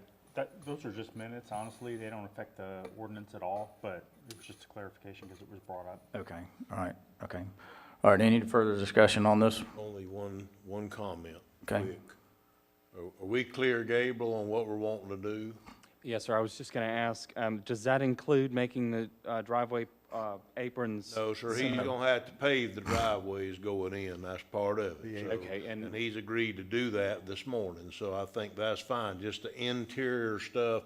When you cross the fence, you don't have to pave no more. Right, no, what I meant is the type of pavement, is the board in favor of concrete pavement for those aprons, or? I don't care what the Yeah, apron. concrete is fine, it's probably Typically, gonna the be, county you wants know, what do you concrete. wanna use, Skeet? It doesn't matter. As long as it's stabilized and paved, I don't really care. The There's reason like that- 5 things I can come up The with reason- sitting right here that would be acceptable. The reason that staff was recommending concrete is because they hold up a whole lot better than asphalt. I think we use The- concrete or The asphalt. existing driveway is pavement right now. That's the old Florida Avenue. That one is pavement. The new one will be concrete. Okay. And that's, Good. the new one will be Okay with concrete. that? The new stuff will be concrete? Yes. Okay. The new- That was my intent. It's my intent too. Any other comments? Okay, all in favor, indicate by saying aye. Aye. Opposed, same sign. Okay, PUD moves forward. Thank you, Gabriel. Clerk of Court, Matt Reynolds. Thank you, Mr. Chairman. I have nothing else to add today. Okay, all right, thank you. Appointments, I'll start with Commissioner Turner to my right.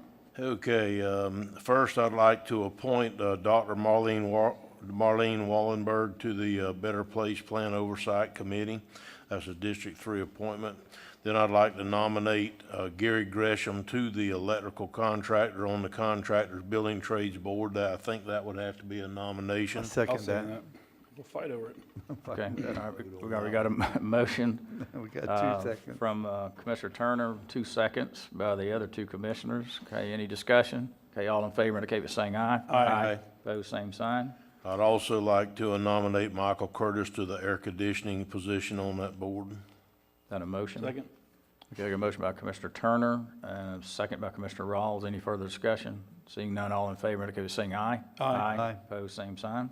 I'd also like to nominate Bruce Bellamy for the plumbing contractor on that board. I'll second that, too. Got a motion for Bruce Bellamy, got a motion by Commissioner Turner, a second by Commissioner Rawls. Any further discussion? Seeing none, all in favor indicate by saying aye. Aye. Opposed, same sign. I'd also like to nominate Jenny Robbins for the at-large position on the Parks and Recreation Advisory Board, and she's already filled out an application. I'll second that. Okay, we've got a motion to nominate Jimmy Robbins. Robbins. We've got a second by Commissioner Harvey. Okay, any further discussion? Okay, seeing none, all in favor indicate by saying aye. Aye. Opposed, same sign. That's all I have today, Mr. Chairman. That's all? Okay. Wow. Okay, Commissioner Rawls, I have none. Commissioner Harvey. Fishing Fund, District 4, Amber, I'm going to reappoint her. And that's all the appointments I have today, sir. Okay, and I have none. Okay. County Administrator Terry Suggs. Yes, sir. Thank you, Mr. Chairman. In the essence of time, I know we're ready to get out of here. Just want to say it was a great meeting this morning with the Port Authority. I thought the presentation was an excellent presentation. I now hope that the commissioners are up to speed on what it is that we're trying to do. If you have any questions, please don't hesitate to ask. And Gabriel left. Want to take the opportunity to congratulate Gabriel and his wife on the blessed event of their new child. I'm sorry he left the room already, but yeah, anyway, it's always a great time when we have those type of events here in Putnam County, and especially in our Putnam County family. Thank you, Mr. Chairman. Okay, County Attorney Rich Commando. Okay, Commissioner comments. I'll start to my far left with Commissioner Rawls. Excuse me, I gave everybody, y'all should have received a copy of this. It kind of drives home what we've been talking about with regards to public safety and public well-being. We all know that we're charged with that in the county, but, these are some pretty startling numbers. What really jumps off the page, though, it starts off by saying all comparisons are made to 2019 calendar year. So in just 2 years, we've had this is as a state, a 17% increase in drug-related deaths due to if you read on down, a lot of them due to fentanyl, which is increasing. If you get on the back sides of the pages where they have the state of Florida, and you look at where Putnam County comes in, starting at the very back last page, on methamphetamines, we're between 15 and 19 per 100,000 population. We don't even have a 100,000 population, but we do have a lot of methamphetamine deaths. Cocaine, same thing. Fentanyl is 10 to 15%, and fentanyl is on the rise. It's a very inexpensive drug. It takes so little to get high.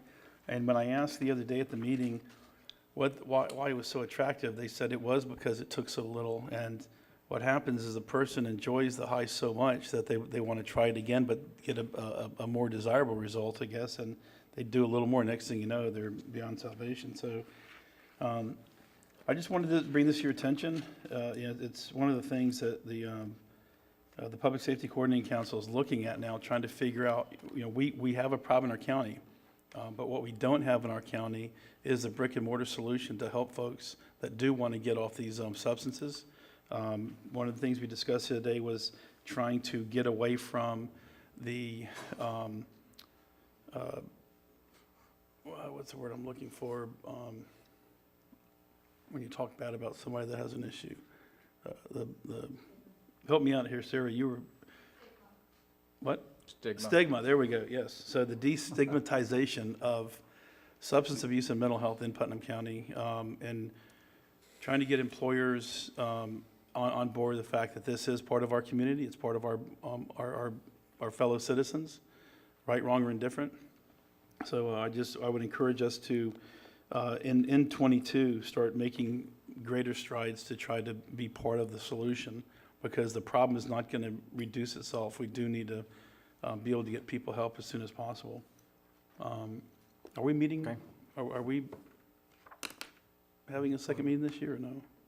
No, This month? no, we will not meet the 28th, no. Okay, so I just want to wish everybody a Merry Christmas. I think it's been a lot less challenging in 21 than 20, obviously. And hopefully 22 will be better. I know when you read a lot of the data that's coming out about Putnam County, we are experiencing a huge uptick in everything, but least of all in the prices of groceries, gas, all the things that affect everybody every day. So, our staff, I think next year we need to work hard to be able to get our staff pay up.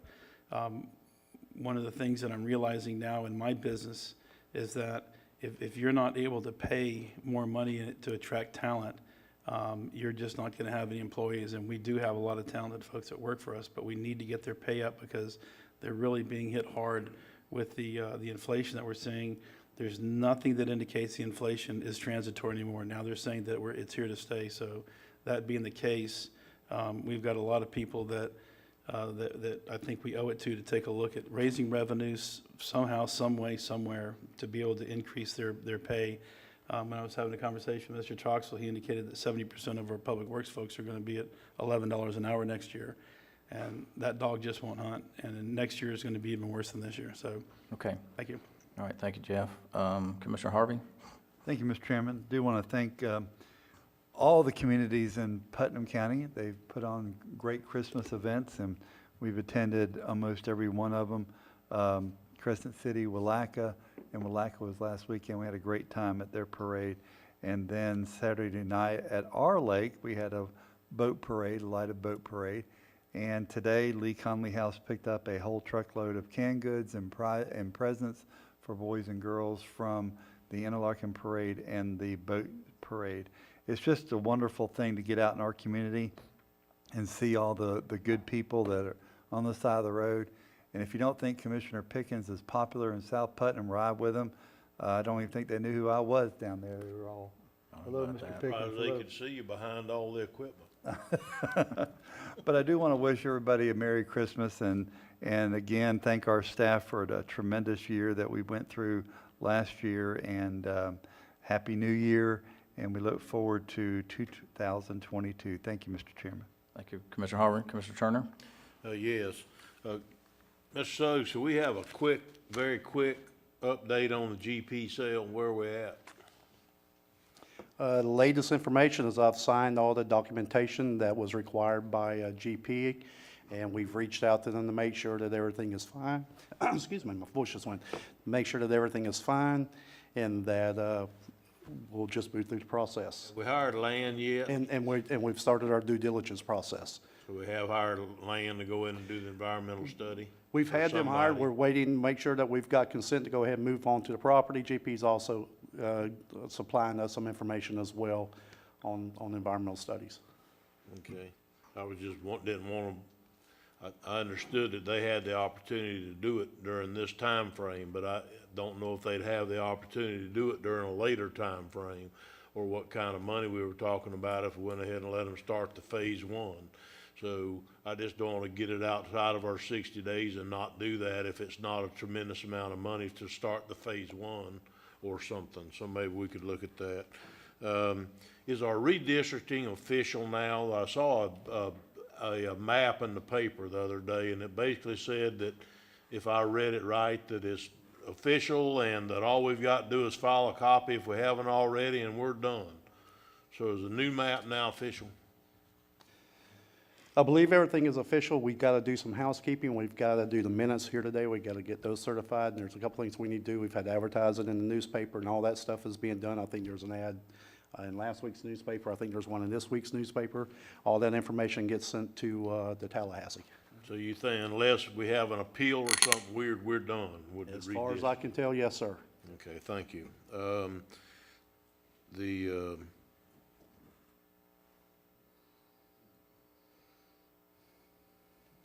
I think that I'll wait on anything else until maybe comments after workshop today, sir. Okay, all right. Thank you, Commissioner Turner. I just want to wish everybody a Merry Christmas and a Happy New Year. We will not have a meeting on the 28th because of the way it falls right after Christmas. I want to thank all the staff, administrator, all our employees for all they do for Putnam County. It's truly an honor for me to work with each and every one of you when I have the opportunity to. And commissioners, enjoyed working with y'all. I would like to say with Larry Harvey, thank you for all the people who are involved in all the towns, Palaca, Interlochen, Pomona Park, Willaca, Crescent City with their different Christmas events. We did do a few parades. Nobody really threw any candy at us. One boy did, hit my truck, and I thought his mom was going to give him, he just threw it at us for some reason. So I think he got a whipping, but maybe not. Caught up in the moment. Right, so, but anyway, I want to thank everybody. And we have a 2 o'clock workshop, if there's no further business. We got public comment. Oh, excuse me. Yes, I knew I was going to forget Mr. it. Chairman, if you could give me just a second. This Saturday, I forgot to bring this up, the city of Palaca is having their first ever Jingle Jam at the riverfront. They're going to have food trucks. Santa's going to be there with picture taking opportunities. It's from 1 o'clock to 8 o'clock. So I just want to put that out there. Okay. All right, we'll open it up for public comment. Public comment portion is for individuals to make a comment. We're not required to engage in any debate or deliberation, and please state your name and address for the record, and we'll have you on about 3 minutes, okay? Yes, thank you. My name is Lee Wilsey, 100 Festival Park Avenue, Jacksonville. I work for the Northeast Florida Regional Council, and I first of all want to thank Commissioners Harvey and Rawls for serving on our board. Commissioner Harvey's our president right now, so we appreciate that. Each year, the Regional Council solicits the legislative priorities from all of our member governments, and we work with our Legislative Policy Committee to develop these regional legislative priorities. This year, the 4 primary areas are small county infrastructure, community resilience, affordable housing, and broadband. You all have handouts that please feel free to carry those with you, your pocket cards and all if you want to, as you're traveling around the community and Tallahassee and all, to share those. I also want to make sure that each of you all are invited to our elected officials reception and regional award ceremony. It's going to be January the 6th at 12 o'clock at the WJCT studio in Jacksonville. There we will provide regional awards, and there are 2 Putnam County recipients this year. One for the economic development and tourism, it's the Visit Putnam app is being highlighted. And then for our Quality of Life Award is the Putnam County Quality of Life Survey. So we will be highlighting those 2 projects, and we would like for you all to come. You should have all received an email invitation, and we hope that we see you there. Thank you. Okay, thank you. Commissioner Rawls, you had a comment? Nope, that was the Jingle Jam. Okay, all right, thank you so much. Okay, any further business come before this board? Okay, we stand adjourned.